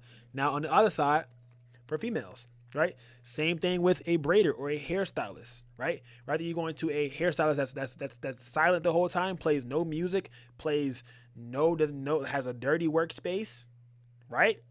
Right? Dirty workspace, hair everywhere. She's trying to pick up the hair and trying to dust off the hair from where it was laying on the floor, or trying to pick up her comb. Her comb wasn't in the right spot. You picked up the comb. She ain't dip it. She ain't sterilized the comb. She started combing your hair. Bad experience. That's $200 service versus $500 service. And this helps you upgrade. This helps you make more money as a photographer. And better yet, as a service provider. All right? They can tell the difference between a stressful experience and an immaculate one, because also they just won't come back. My clients have told me, same thing with makeup. My clients have told me so many times, like, oh, how was your makeup? Oh, yeah, she didn't really do it how I like. I'm like, oh, well, did you tell her to like try to fix it? No, I didn't say anything to her. I'm just not going back to her ass. You didn't tell her that you didn't like it. Okay, so basically it's the same as I think for service providers. The client's not going to tell you that they don't like it. They just will not come back. They're not going to tell you that you did a bad job. They just won't come back. And majority of the time is the experience that you gave them. It wasn't a good enough experience. They just won't come back. It's the same thing with makeup, with nail techs, anything like that.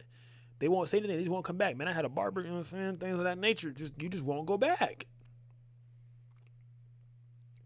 Right? That is why direction and client's experience sells. That's what allows you to be able to charge that higher ticket. Right? Exactly. Customer service is the most important thing in any commercial or service based industry. It's literally the number one priority.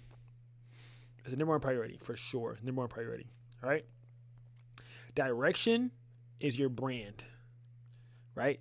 And your voice is the signature on that brand, right? Direction is the brand. You are nothing without your direction. Direction is your image. Direction is how people respect you. If you give people good experiences, then they will respect you more, right? Than they would someone else. You gave them a great experience. They're going to respect you so much more than they would someone else, right? Because you gave them that experience, right? Anyone can take a photo. Any photographer, anybody can take a photo.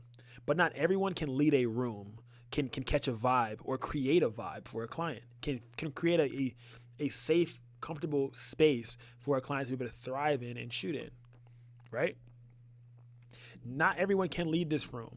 Your communication is your edge on the others. This is your unfair advantage. Like I keep telling you guys, your communication, the way that you speak to these people, the way that you create an experience or a vibe or a feel, this is your unfair advantage. This is the thing that makes you stand out from others and makes them book you over someone else. This is your unfair advantage. Direction makes you undeniable. You guys know that's one of my favorite words, bro. Becoming undeniable. Becoming undeniable and becoming induplicatable, right? I don't know if it's a real word or not, but becoming induplicatable. They can't duplicate you, man. You can't be replaced because the experience that you give and leave onto your clients is just one of a kind to where you literally can't be replaced. They literally can't find it anywhere else because you're rare, right? You have that unfair advantage of your vibe and who you are. They can't find another you because quite literally in this world, there is no other you unless all you do is press a button. Then there is many other yous. There's many ways to replace you because all you do is press a button.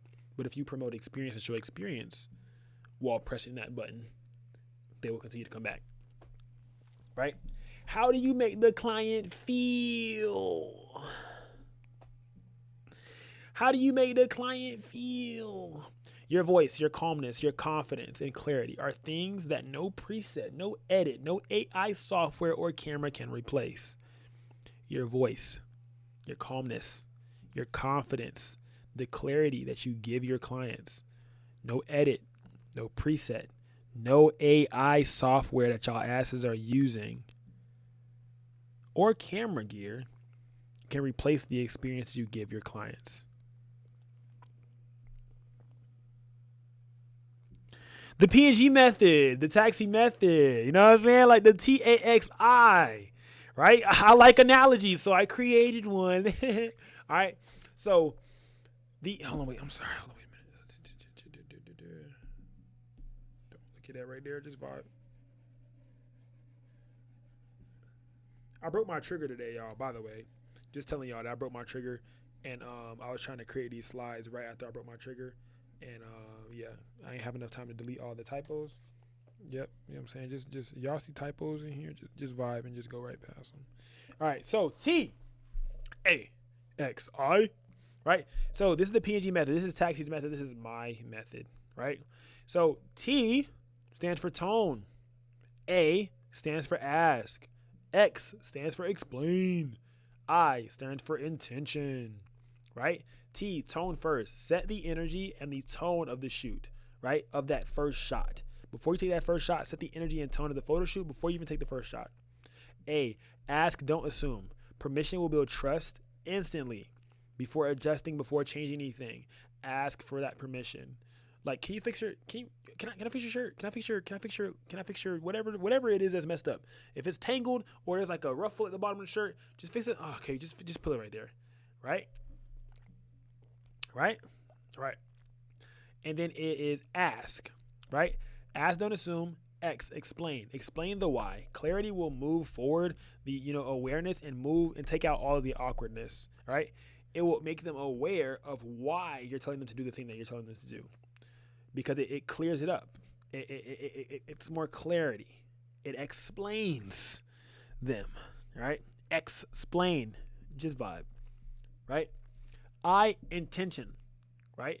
Be intentional with your emotions. Your emotions create natural emotions. Motion through you making your client or having them move throughout the shot, but motions as in being, intentional on your motion that you make, and your body language, the way that you move around the room or the studio while you're shooting.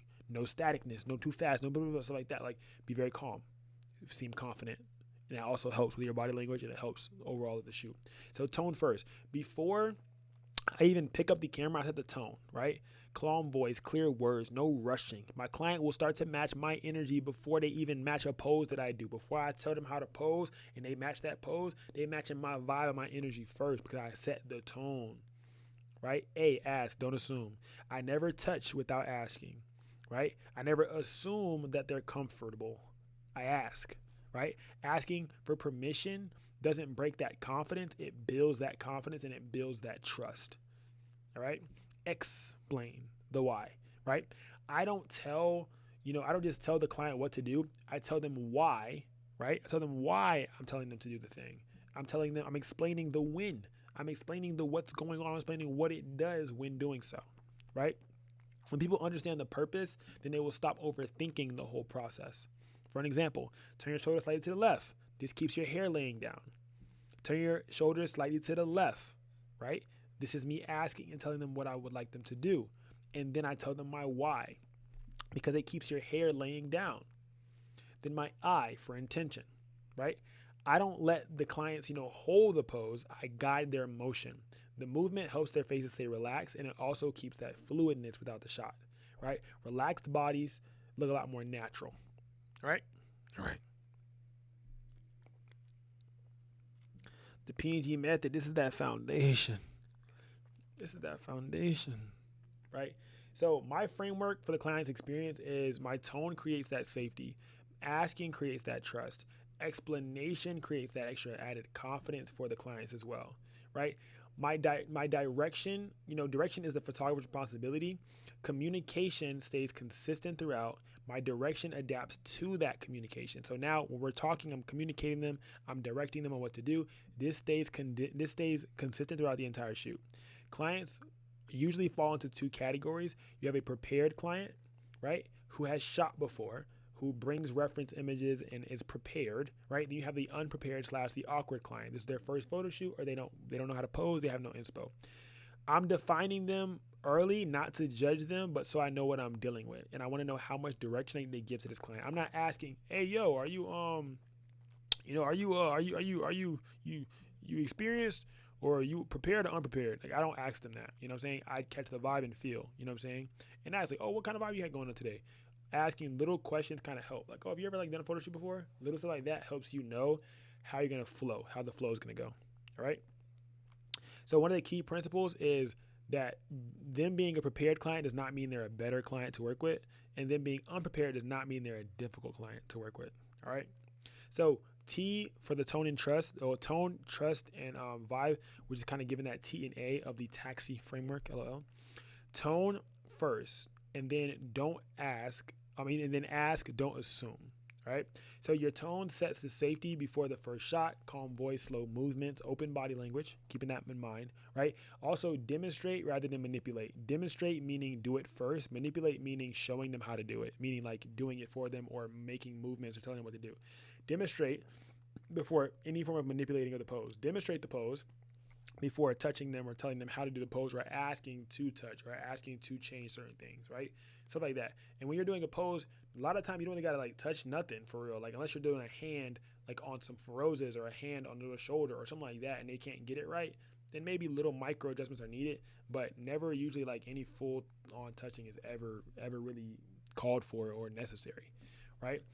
Vibe, you need to establish the vibe first always.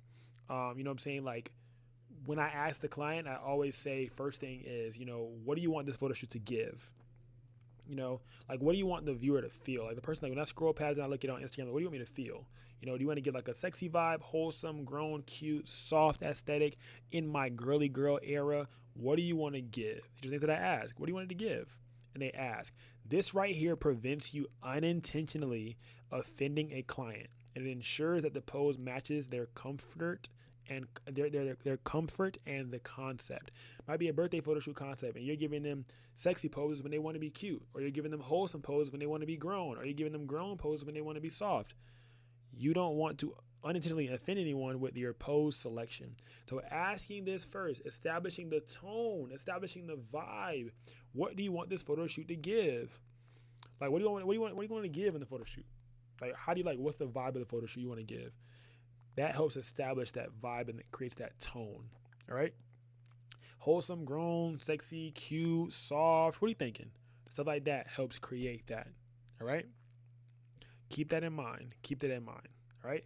This will prevent you unintentionally offending them, and it will ensure that the poses match the client's level of comfort with you as the photographer and the concept that they're doing. So now you know what kind of poses to give them when they answer this question. Like, I wanted to feel like this. I want to give soft. I want to give wholesome. Okay, boom. If I get soft and wholesome, now we know what kinds of poses we need to use.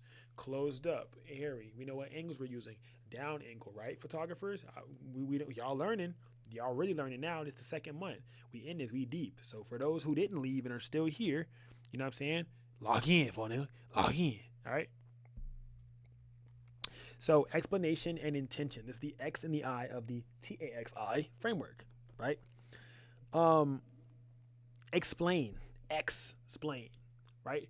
Confirm the vision and alignment before you start shooting. Match the client's concept. Match the wardrobe with the posing with the energy, and everything has to go towards the concept. The wardrobe, posing, energy needs to match the concept overall. All right. Explain why you're directing something. This, helps build that trust within the client. All right. This helps build that trust within the client. This is my firm. These are things that I do also first. I dial my lighting, right? I show my strong images early, and this locks that confidence within the shoot. For example, if I'm dialing in my lighting, I'm getting my lighting in there, I'm talking to you throughout the entire time I'm getting my lighting done. When I get my lighting set up good and I know it's a good shot that I'm okay with showing you, I'm going to show you that. It's going to create that level of confidence. It's going to create that boost of confidence. Oh my God, I look good. Or however you want to frame that, it makes them feel better during that shot, right? Oh my God, I look good. I love that. That is reassurance for you. That just gave them a boost of confidence, but it really just gave you a boost of confidence as a photographer because you're like, oh my gosh, all right, I'm going the right direction. It's like a test. You're getting your XP points to go up. Don't start the photo shoot without showing your client how they look, bro. Create that confidence barrier. If you just taking the pictures and you 15, 20 minutes in, you ain't showed them the camera yet, they feel so awkward. You didn't reassure them or reassess that confidence at all, right? Reassess the confidence, make sure they feel good. All right. Client input needs to help because the client input controls it, right? I allow my client to, feel and or be in control of this process right here. After I ask about the lighting, as I take a picture and I show it to them, I ask, like, oh, like I'm asking about the lighting. Oh, like, check out the lighting. I'm about to test lighting. Check out the lighting. How's this look? You like it? It looks good. You want it to be a lighter, darker, or do you feel like it's just right? They will tell me lighter. They will tell me darker, or they will tell me just right. I then adjust my ISO up or adjust my ISO down depending on how they answer, right? Then I'll show them again. And now I'm ready to shoot. Oh, I like that one. That's good. That's nice and dark. It looks cinematic, blah, blah, blah. Boom, cool. Or no, I don't like that. Can you make it a little bit softer? I want to be a little bit lighter. All right, cool. I adjust because now I know I'm going the right direction, because every photo after this, you need to like. Every photo after this, I need them to look good so that we can do something right. All right. And then I also, I don't focus on the pose yet. And I tell them that. So don't focus on the pose yet. Don't look at how you're looking in the pose. It's okay. Don't look at the pose, but look at this lighting. We get the lighting dialed in, locked in. We vibe in, we good. We lock in, we right. All right. So this makes the client feel, heard without losing your leadership as the photographer. The entire time you want to continue to maintain control and contain that leadership sense, but you want to give them input, take their input as well. That makes them feel more confident in the shot as well. Sometimes they'll take it out of their hands and give it back to you, but like, oh yeah, however you think I look, whatever you think looks good, I'm with it. All right, cool. And now you're back to it and you can start shooting. All right. This is one thing that I also do. This is like literally my framework exactly of what I do. I tell you guys, bro, I told y'all this entire year I'm giving y'all 0 to surgical. What I do, everything I do, how I do it, everything I told y'all, I'm telling y'all. From 0 to surgical this entire year, I'm taking y'all, bro. Like, damn, I'm really giving out the game. So this is another one of my 3-3-3s, right? This is one of my 3-3-3s. I make sure that I have three pose positions, and I have 3 poses for each pose position. Sounds crazy. Just vibe with me. I'm gonna send these out, right? I have 3 pose positions that I want to give my clients, and I have 3 poses for each pose position. All right? What the hell are you talking about? Can I say what the fuck? What you mean? So my 3 pose positions are standing, seated, chair, / stool, right? So seated as in chair or stool, and then laying. So it's standing, seated, and laying. That's my first one, right? That's my first one. And within that, my starting point is based off of how the client vibe was. If I have categorized this client as a prepared client or an unprepared client, an awkward / unprepared or a prepared client, right? Awkward / unprepared client, I will start them off seated. If I can see that their vibe is just not there and they're not really here right now, like, oh my God, I'm overly nervous. Like, I don't really know what I'm doing at all. My goodness. I start them off seated because them sitting down will give them that extra boost of confidence because they're touching something. When they're standing, they just feel like, oh my gosh, like they're closed up, they're nervous, they don't know what to do. Oh my goodness. But if you sit them down, they have something to touch. Like, oh my God, all right, cool. I can just chill right here while you're getting those test shots in before the shoot starts, okay? Because you don't want it to feel awkward while they're just sitting there and you're getting your test shots in and you're just mindlessly talking and just making small talk because they're standing, and it makes it even more weird. So give them a seat, something to touch, something to interact with, right? That's my starting point for the awkward or unprepared client. If the client is prepared, right? Remember, these are not terms to judge the client. This is just to help me figure out my starting point and understand how many, how much help I need to give them, and this categorizes those clients as well. All right. So if the 3-3-3 framework also for this one as well is if they're prepared, I start them off standing for these test shots, right? Because I'm ready to go into my framework. My starting point is always standing, seated, laying down. And I run a 3-3-3 on this too. If we're in studio, I'm doing 3 different poses while standing that I already have in the back of my head. Any extra poses are poses that they give or that I create on the moment. I do the same ones and I run that framework every single time, dependent of the shoot type. Birthday poses, I got three standing poses that I know for birthdays look good. Business pose, business photo shoot, I got 3 business poses I know that look good standing, right? Branding, I got 3 branding poses that I know look good standing, right? Wedding, couples, I got 3 of those I know that look good standing. Maternity, I got 3 that I know look good standing, right? It takes time to get there because I am multifaceted in multiple different niches. So that's why I have different ones that I have poses for to start off, right? But after you do it for a long time, you understand. And if we're just talking about birthdays right now or whatever, you have those first 3 standing poses that you have memorized or you already have saved on Pinterest or you already have in the back of your head or you have uploaded to your camera. Whatever those are your first 3 standing poses. You need to have them like engraved in your damn brain to where it's like, oh yeah, this is my first pose, second pose, third pose. First pose, second pose, third pose. First pose, second pose, third pose. Those are all standing. Then you have the seated. After those standing ones, you can go right into your seated. You can go to your seated. You got a stool. If you don't got one, get your ass one. It's going to be an easy thing. You can put it in your car easily. Take it to any studio you go to. Vibe out. Quick little fold out stool. Get one. All right. Get those 3 seated shots. I got 3 different seated shots that I have them do as well. Right. I'm gonna run y'all through those. The video that y'all have to the video that y'all the homework y'all got today. Y'all gonna be able to see exactly how I do this. All right. I'm gonna show y'all guys exactly it, real unfiltered. All right. Y'all gonna be able to watch it and review. And then I have 3 laying poses as well. That's down on the floor without the stool or anything in the shot. 3 different laying poses, and I run this framework for every single photo shoot, bruh. That's the blueprint. That's the blueprint, right?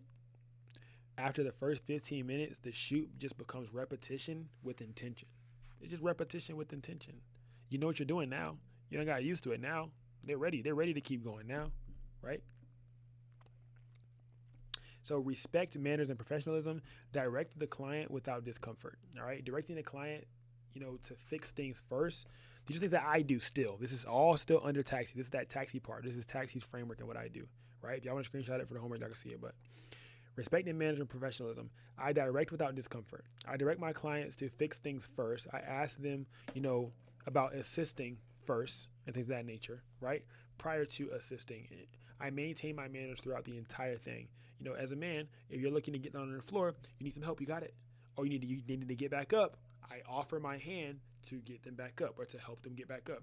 These are things that just manners, just having your manners. You raise yourself right, or have you been raised right, or did you raise yourself right? I was almost at 14, so shit. But do you have manners? You know what I'm saying? Do you have manners? You gotta have manners. All right.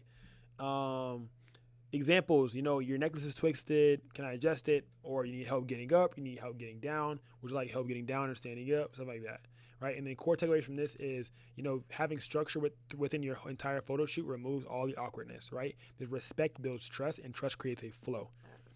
All right. The hardest part of a photo shoot is the first 15 minutes.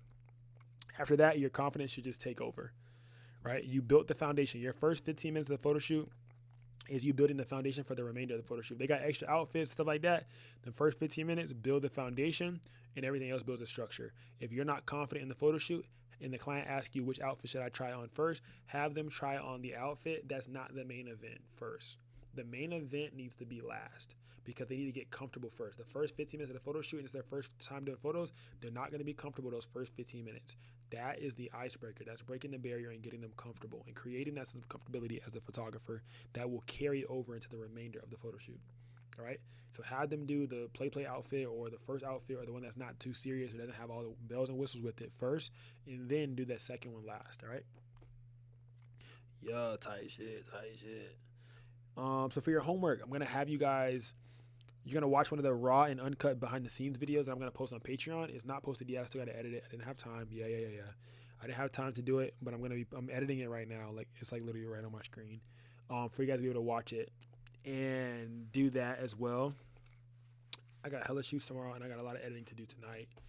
So I'm gonna knock that out first, so that way you guys can get it, because I do make you guys my first priority and stuff like that. Boy said my Patreon acting up. I gotta call support. I'm gonna ask you about it in a minute. Hold on, I got you.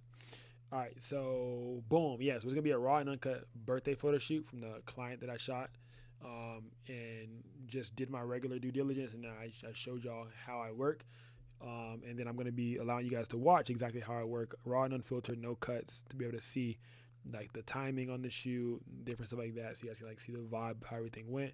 Communication, contact, stuff like that, how I ask my clients to do TikToks, all that little types of jazz for you guys to be able to see. That's going to be posted on the Patreon for you guys to be able to view and things of that nature. And there's going to be questions for you guys to answer with it as well. I'm going to post it as a homework assignment, so you guys will be fine.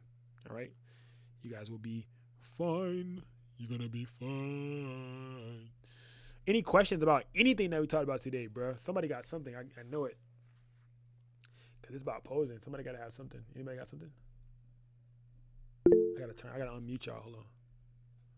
All right, go ahead, D. I was having like a shoot today, right? And it's a frequent thing. that happens with like clients and models and stuff, right? So, whenever I'm posing somebody to do or directing somebody to do this, let's say put your hand in your leg or something, and they just do something completely different.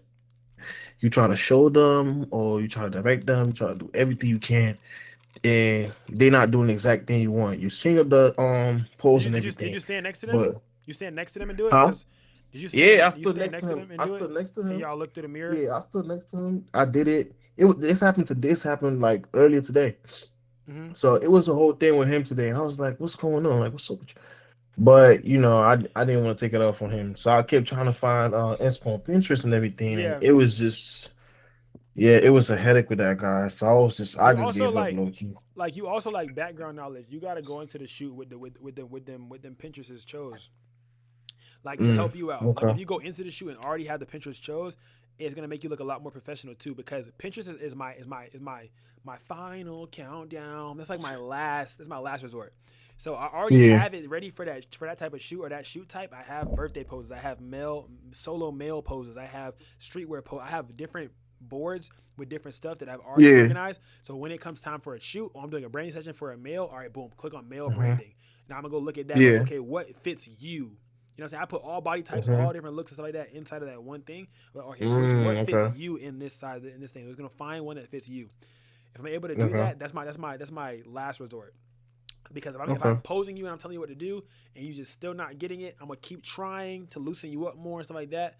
I'm doing like little like practices to try to loosen you up. And if you're still tense the entire time, I've had those clients before. Hmm. That is where I pull out the arsenal of that's when I go to my Pinterest. I'm like, all Hmm. right, bet, let's check this out. Which one are you vibing with?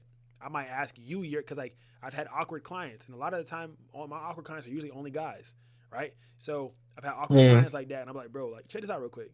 Or I might have a client, like even if it's a female client, usually they're able to get it with me constantly helping them without having to even pull out, you know what I'm saying, the reinforcements.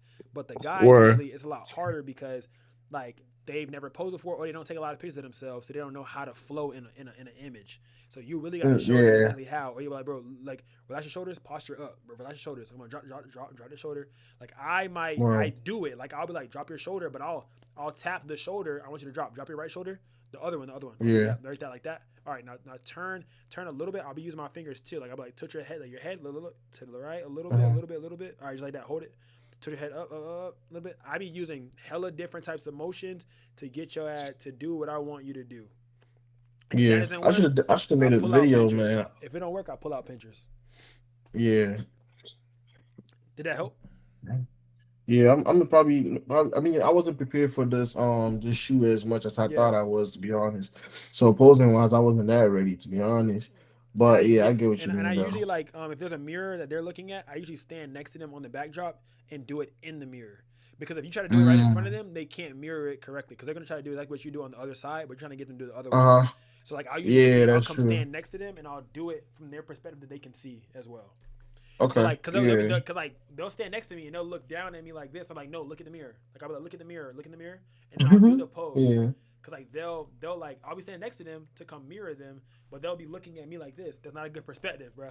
You look at the mirror Uh-huh. so you can see my whole body. Be like right leg here, left hand here. All Uh-huh. right, bend, look something like that. Okay. All right, but Yeah, so that helps you as well. Perspective. Go ahead, but Carolina. Hey, do we in the next coming classes, is there one going over different body types? Yeah, plus size, petite. Yeah, Okay, today was supposed to be a live class, but the model that I had, her apartment got flooded. So gotcha. yeah, it's supposed to be a live class today, but her apartment got flooded, so we're gonna have it next week. Okay, that is all. Thank you. Okay, you're welcome. Go ahead, Kynan. So it's more so. It's not really a question. It's more so just from my experience. Something I know that works for me. When it comes to models or clients, I kind of try to stay in communication with them leading up to the shoot. So like for Pinterest and stuff like that, I kind of send them my mood board because I've been told that it helps them kind of prep because some on their own time they'll go and they'll practice the poses. So I feel Yep, like that's something that helps a that lot definitely as does. well as knowing the outfit. That definitely does, cause like I always like I'm planning a branding session with one of my clients now, and we're sending outfit ideas back and forth. She's getting like an outfit tailored and stuff like that, and like she's asking me like, "Oh, do you think this outfit's worth it? Do you think this was nice?" Like, so like being that communication and direction translates in studio and on sale. Like your first impressions are like in multiple different forms. Your first impression in real life, and you have your first impression on social, and your first impression on what's the name? Are you personable through text? So like definitely like you saying that right there, it's something that just kind of triggers something in my head. Is like, are you personable through text? Am I able to talk to you? Am I able to get that help from you that I need? You know, after once I book and things of that nature, like am I able to talk to you and ask you for things that I want to know? You know, am I able to, curate a plan or a mood board without you feeling like I'm doing too much as your client or me doing too much as your photographer? So that is really good too as well, because I do have clients that would do that. And I also have my clients before, when planning a session, at the time of booking in the Acuity, I've made a video on this in Patreon on how to do it. I have them submit their own, whether it's a collage or images of their concept. Right. So it helps give me direction as the photographer as well. And then, or they send it to me, or they give me the concept when we're planning the booking. But this is for someone, if someone books without a consultation, or they book, or they're going to just book, I make them upload that image of their concepts. But also when they first inquire, I ask them, I say, hey, boom, who do I have the pleasure of speaking with? May I have your name and email so I can lock in your contact? Boom, you get their name and their email. Don't just get their name. Get their name and their email. What kind of photo shoot are you looking to have done? Are you looking for photo or video services? Boom, I'm looking for a photo shoot for my birthday. Oh my gosh, what date is your birthday and how soon are you looking to get the photo shoot complete? What date is your birthday lets you know how fast you need to get the photos done. How soon you're looking to get the photo shoot complete lets you know how soon they're trying to shoot in comparison to the photos done. But that birth date that you're asking for as well also lets you know what date they're going to get posted on, but it also lets you know what date their birthday is for next year if you want to double back, right, as a photographer. So I lock those things in, and I'll put that all into their contact. I put their email into their contact information on my iPhone. I put their phone number into their contact information on my iPhone. I put their I put their birthday into their contact information on the iPhone as well. So now the birthday is on the contact information, and usually on the iPhone it syncs to your calendar. So now when you see October, I see all my clients' birthdays in October. Like, oh, this client's coming up. Let me go email or message this client. The months are coming up to run it back up. Like, oh, I see your birthday's coming up again. We got to run it back. Let's do whatever in marketing, right? But yes, so that is a great way of planning. I had to give y'all some free game real quick on accident. But that's a great way of planning for sure, is in those messages. I always make sure they come through message too. I don't like to DM. I mean, well, DM is cool, but you got to like try to like scavenger for the photos. You got to scavenger for the inspiration. If you're creating content a lot and you're getting a lot of emails or you're getting a lot of messages, then your DMs are gonna start to get flooded over. And I like to do message because I can see all of the concepts right when I'm at the shoot. If I'm at the shoot with them, I pull up their messages and I can see all the concepts that we had in the log or the ideas that we sent back and forth. And it helps you keep like a checklist for you when shooting as the photographer, sending ideas back and forth, right? So I always ask them for a visual concept representation of the shoot that they want to look to recreate, and they'll send me that. So when we're planning the shoot, I'm like, oh, do you have to have any visuals that can help me, see the idea of what you're looking to recreate for the photo shoot? And like, oh yeah, for sure, I'm gonna send some over. Or no, I don't have any ideas. I don't even know where to look. Oh, there's this app called Pinterest. You can check it out. Here's blah, blah, blah, blah. If you need some ideas of some things, let me know what vibe you want to give for the photo shoot. Do you want to give wholesome, soft, sexy, grown? What do you, etc. Right? You could give or take a few of those, however you feel comfortable speaking to them. And then they'll tell me the vibe. Well, I want to give this and this. It's my this age birthday. Bet. I go to Pinterest. I put 25th birthday sexy photo shoot ideas, 25th birthday wholesome photo shoot ideas, soft photo shoot ideas, pink photo shoot ideas, and it pulls up. Is Pinterest a shareable thing? Yes. And then you can create a pin board if you would like, right? I used to do this with my clients, but I started getting too many people to where it's like doing this shit for everybody is too much now. But I would create a pin board with their name on it, or have them create a pin board, and they can collab you on that pin board. So now you can see that whole Pinterest board on there as well. All right. So you could do one person, two people. You could do a whole team. You can collaborate a lot of people on a Pinterest board. I've had multiple brand sessions where they all collab on a Pinterest board. I like to use my favorite thing to use is FrameSet, because when I use FrameSet, I can go ahead and put multiple different things on FrameSet. I can use FrameSet and place and push everything where I need it to go. And FrameSet also supports those links, right? Frame set supports link. Damn, D. You know what I just thought about, bro? Bruh, if that goes through, I can't talk about none of this. I just thought about that right now. I just said the word frame set. No, it just made me think about it. I was like, damn, if that goes through, I can't talk about none of this, bro. Oh my God. Yeah, I can't take that. I can't take it. Sorry. Yeah. Damn, bro, that's crazy. Because I am unfiltered. I just be saying what I want, and I can't take something that's gonna make me be filtered. It's okay. But I use frame set, and I could copy and paste the links right into frame set into that frame. Frame set is a free app to use, so you can copy and paste it right into there, and you can make notes, sticky notes, whatever. And if you want to go back to that pin board, I use a thing called like client concepts, right? Let me see some shit I could probably show y'all. Y'all probably like, damn, what are you talking about? Hold on, let me see if I can show y'all. I can show y'all my frame set. Hold on. Trying to put y'all on game real quick. Oh, not frame set, freeform. Damn. Frame set is where I get images from. Frame set is another version of Pinterest, but for like more cinematic stuff. So this is my frame set. What can I show y'all? Something that's already complete, a campaign that's already complete. All right, this is a campaign that's already complete. So this is my frame set for a campaign that I've already finished for a brand. So this, like, I have inspo, I have wardrobe and styling ideas on my sticky notes, right? This is my frame set, and I can put links on here. I can paste a link from Pinterest right into here, right? These are poses and shot angles that I wanted to get for that session. I do these for like higher paying clients, so that I'm like more prepared and things of that nature. Yeah, it's free. It's called Freeform, Freeform. It comes directly on your iPad already. So I use that, and I can link different things together, and you can see that, and it shows the vibe. So when I go to my client, I can pull out my iPad, and I can zoom in, zoom out of these different things and show them, my different ideas and vibes that I have for them for the session, right? And this thing's amazing. I love this, right? I love it, right?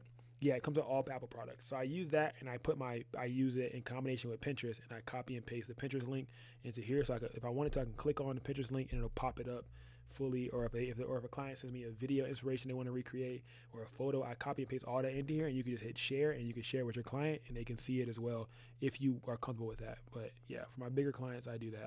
You could download this or whatever. But it's basically like an infinite scroll. Like you can infinitely scroll.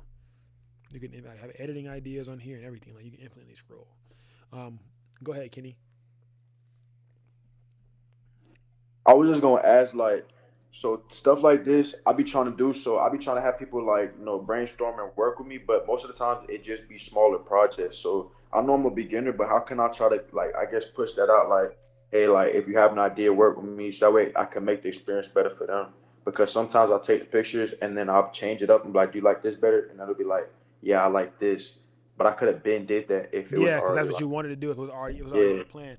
So what you can do is, that's like some hard shit too. Like even like, I mean, I'm gonna drive the content route because I know you're content driven. So you could even create content of you, right? Creating one of your boards, or that you've already created a board, and you can show the board before the shot came out, and now you can show them, or you can go back, or you can backtrack it just for your content. If you already done the photo shoot, go and find inspiration that can match that photo shoot, and you can back work it. Like whatever, you can back work it, and you can show how the shot looked after the planning, and now in the content like, oh my God, I want that type of service. So they're gonna look at it like that too. Now the non-content route, way that you could do this is you could build it out, or you can, when you reach out to your clients, you can act as if it's already a part of your processes, right? So when your client goes like, oh, I don't really have any ideas, or I have some ideas, but like, oh, for sure, go ahead and send me over the ideas that you have for a concept, and I'll put together a board. So that way they already feel like it's a part of it. Okay. You know what I'm saying? So now they feel like, yeah. oh, it's a part of your consultation process. It's already a part of what Kenny already does. You don't even got to act like, oh, damn, how am I supposed to implement it? You could just implement it right. You could just act like it's already a part of your process. Oh, yeah, for sure, I'm going to go ahead and create a board for you. Send me the images that you have in mind. They send it to you. You download it. You start creating a board. You put those things together. You say, oh, well, this is the idea that I had in mind for your session. I do that for my branding clients. So my clients that are like dropping that bat, I create these for them. I see the ideas that they send me. I copy and paste them into there. They send me, they're like, this is the wardrobe they sent me. She sent me her wardrobe. I sent her props that I had in mind that I went and purchased. I went and purchased some props for the session. I put them together as the wardrobe. This is how I created this, and I collaborated her onto this for her to be able to see, right? So I'm gonna show you guys right here. So this is what I created for the award. So she sent me the award that she wanted to wear for the brand that we were promoting. For that, she has a deal with Adidas. Now we have this right here, and then we have this right here. So I went and purchased those. This was from Dollar Tree. This was from Five Below. And I went and purchased those, sent pictures, and I took those pictures to upload to my frame set so she can see everything. So that way the communication is open and clear, and there's no confusion throughout the entirety of the shoot, right? That's that extra level of communication, that extra level of direction, because now your clients already know what to expect. So I like for my branding clients, I literally just tell them, okay, I'm going to go ahead and put together a board, and I'll send it over to you and let me know what you think. Boom, I put together a board, I collaborate them on that board, they join the board, and they let me know what they think. But like Viper was saying, can they make any changes? I usually what are they gonna really change? Honestly, like it's your idea. Like they could move something around. They can move something around if they want to, but like they usually wouldn't. Like usually, I've never had a client join one of the boards and touch anything. Like I used to have them just zoom in and out, just look at different stuff. That's really all I've ever had them do. I never had them do it. And if they do, then like it's not bad. Like, you know what I'm saying? They might want to add something, you know, like they might be like, oh, these are some angles. Like collaboration helps you grow, which is why I started creating this, which is why I started doing meetups, because collaborations, you grow faster, you go faster, and everything makes it easier. So if your client wants to do a photo shoot idea and they collab with you on the idea, it makes your job easier. They send some photos in there, they add photos to the collage, you can frame it up, whatever. Best part about this app is it's on your iPhone. It's on your damn D. I couldn't say none of it. It's on your iPhone. I just thought about it like, damn. It's on your iPhone.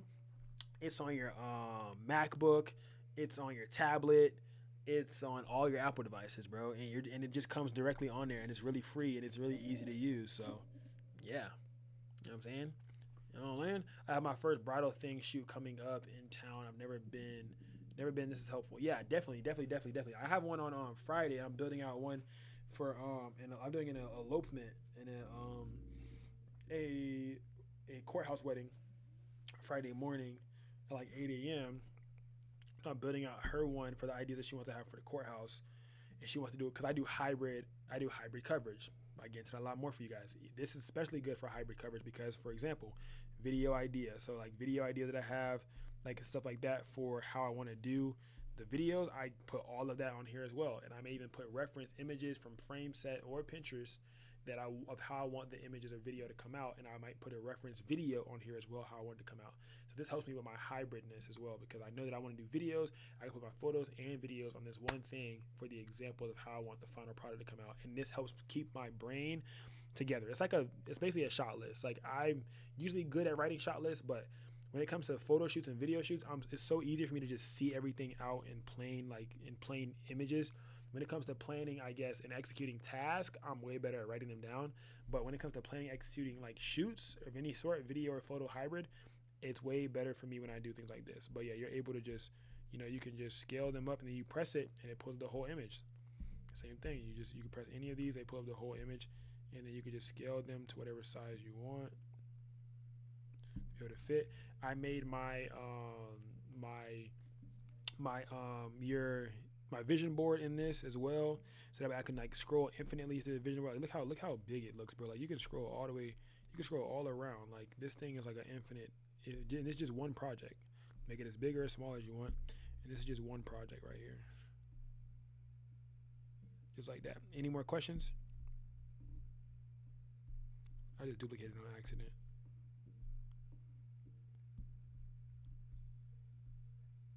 But yeah, you could double click on it to make it come up. Let me go backwards. There we go. Back. Any more questions? Yeah. Yeah, I feel like y'all got some real good game in this one right here. I feel like I got some real good game in this one right here. I'm saying though. Go ahead, Kynan.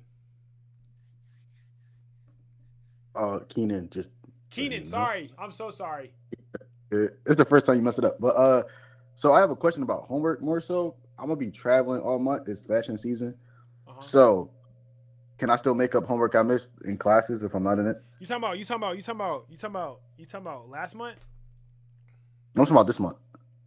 Oh yeah, nah, you'll be straight. Like a lot of the homework this month not gonna really be too like much crazy, because I know like this one, the homework, are we still able to book one-on-ones? if we haven't yet. I was just talking about that, and I don't think so, but I'm gonna let you know. I'll make a post about it. Only because February is overly hectic for me. I'm way more booked than I expected to be. Yes, for the homework, it's gonna be more so assignment based, so it's not gonna be too much about like, because this one's heavy on. If I were to make like posing based homework, it would be hard because not everyone has clients. You know what I'm saying? And everyone's not always shooting all the time or won't have a subject to use. So it's going to be harder and it's not going to be fair for everyone. So a lot of this is going to be kind of based off of either reviewing shoots that I've done, reviewing the footage from shoots that I've done to see how you would do better, or to take notes on like what I did do good and like what you can take and use for yourself. So you're like seeing that real raw and like unfiltered shoot like with real paid clients, for you to be able to like, because a lot of people are like, oh my God, Taxi, can I shadow you? And I'm like, oh, I don't do shadowing. So I'm creating a space where you can seemingly shadow me virtually. You know what I'm saying? So you can still come and watch me shoot with real clients. You know what I'm saying? And then being able to take notes and, you know, answer questions based on assignments from me shooting with these real paid clients, right? And I love to say real paid clients because people be thinking that I be like, the way I act around my clients, they be like, oh, like, you know, that must be a collaboration. Nah, bro, they're paying. They're definitely paying. I'm just Taxi, so haha. But yeah, so like this homework is like the framework. So it's gonna be a video I'm gonna be dropping, and you just watch that video and you'll answer the questions to the video. That'll be it. So it's not gonna be too much of outward focus, as in like, oh, you gotta go out and do something. This is homework that everyone can do and that no one should not have fucking done. So by Monday it'll be due. It's 11 questions and it's not hard. You just watch the video and answer based off of what you saw, because I feel like it's gonna really help you guys learn. Courtesy to Sham. All right. I love you guys. I'm going to be posting photos tomorrow. Make sure y'all like them. I'm going to be posting the full YouTube video in 2 days. We're trying to butcher that thing up. I got like 4 people helping me edit that video right now, bro. I'm trying to like, we going up, bro. This month we're going to be in Tampa. I don't have a location set yet. I'm trying to figure it out. I got way more booked than I expected to do this month. So it's like really hard. And I got a lot of really big deals in my email that I'm trying to figure out.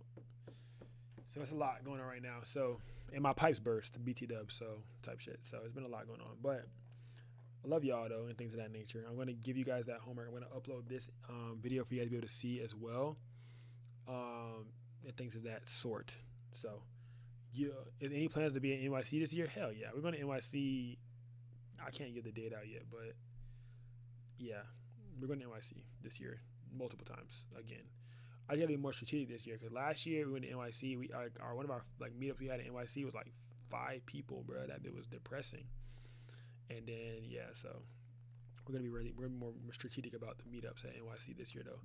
I'm trying to do it on the weekend, but the NYC dates and the money for weekends is crazy, bro. It's like, I tell you that it was like $600 to be in NYC from Saturday to Sunday, bro. To try to do the meetup on a Saturday, like it's like $600, bro, and then I gotta get a hotel. Like, god dang, bro. So it was a lot. I was like, shit, because I usually go to New York on weekdays. That's when my clients usually book. My clients usually book me on Mondays, Tuesdays, and Wednesdays. But now I do the classes on Mondays and Wednesdays. So if I'm ever traveling during a week, I'll let you guys know the week before if class gets rescheduled or put into a new date. But we will forever have 2 classes each week. The days may vary depending, because the cheapest days to travel are Mondays and Tuesdays. So I do my shoots in different places on Mondays and Tuesdays, but I have to make sure that I'm back for my classes. You see what I'm saying? Because you guys are still first priority for me. No homo. All right. So yeah, keep that in mind. Definitely going to be in New York this year for sure. 7 years ago. But yeah, I'm gonna need some shooters out there too, bro. Like, I mean, D's gonna be one of them. But I need 3 videographers. I got 2 videographers right now. I'm gonna need a 3rd one. And then I'm gonna need people to help me cut it up for next year, all right? I mean, not next year, but cut it up for the next one, all right? Thank you. But stay tuned for the video for Friday. I'm gonna take all day tomorrow after I get these clients out of my head, editing the video to try to get it up for you guys by 6 p.m. on Friday. After 6 p.m. on Friday, you guys are allowed to post everything from the meetup. I'm gonna be dropping all the reels we made, the behind the scenes, everything. It's gonna be like a mass crazy post day. Crazy post day. All right. I love you guys. I'll talk to y'all later. Until next time. Taxi. Hey.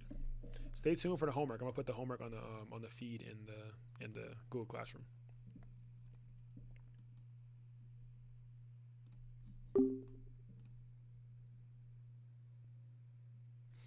Instagram, YouTube. Y'all got any questions?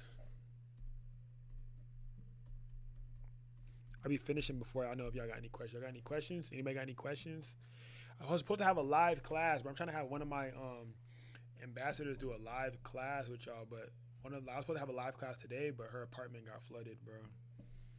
And yeah, I'm trying to do a live class, but I know I can't do it too late because a lot of people aren't able to shoot as late. So you gotta be respectful. But class is at 8 p.m. So it's like, what more can you really do? The class is already at 8 p.m. So it's like, you know what I'm saying?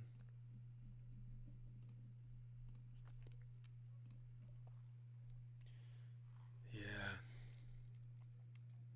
I love y'all though. Thank you guys so much for watching. I gotta take a shower and get my life back together and finish drinking my medicine because I am definitely sick. I'm only sick for the day though. I'm not gonna lie. I'm not even sick. I'm not sick like I'm sick. My throat just hurts really bad. And I think it's because I've been outside in the cold a lot and it's been freezing my shit up. I love y'all though. TTYL. TTYL. Until next time. Until next time.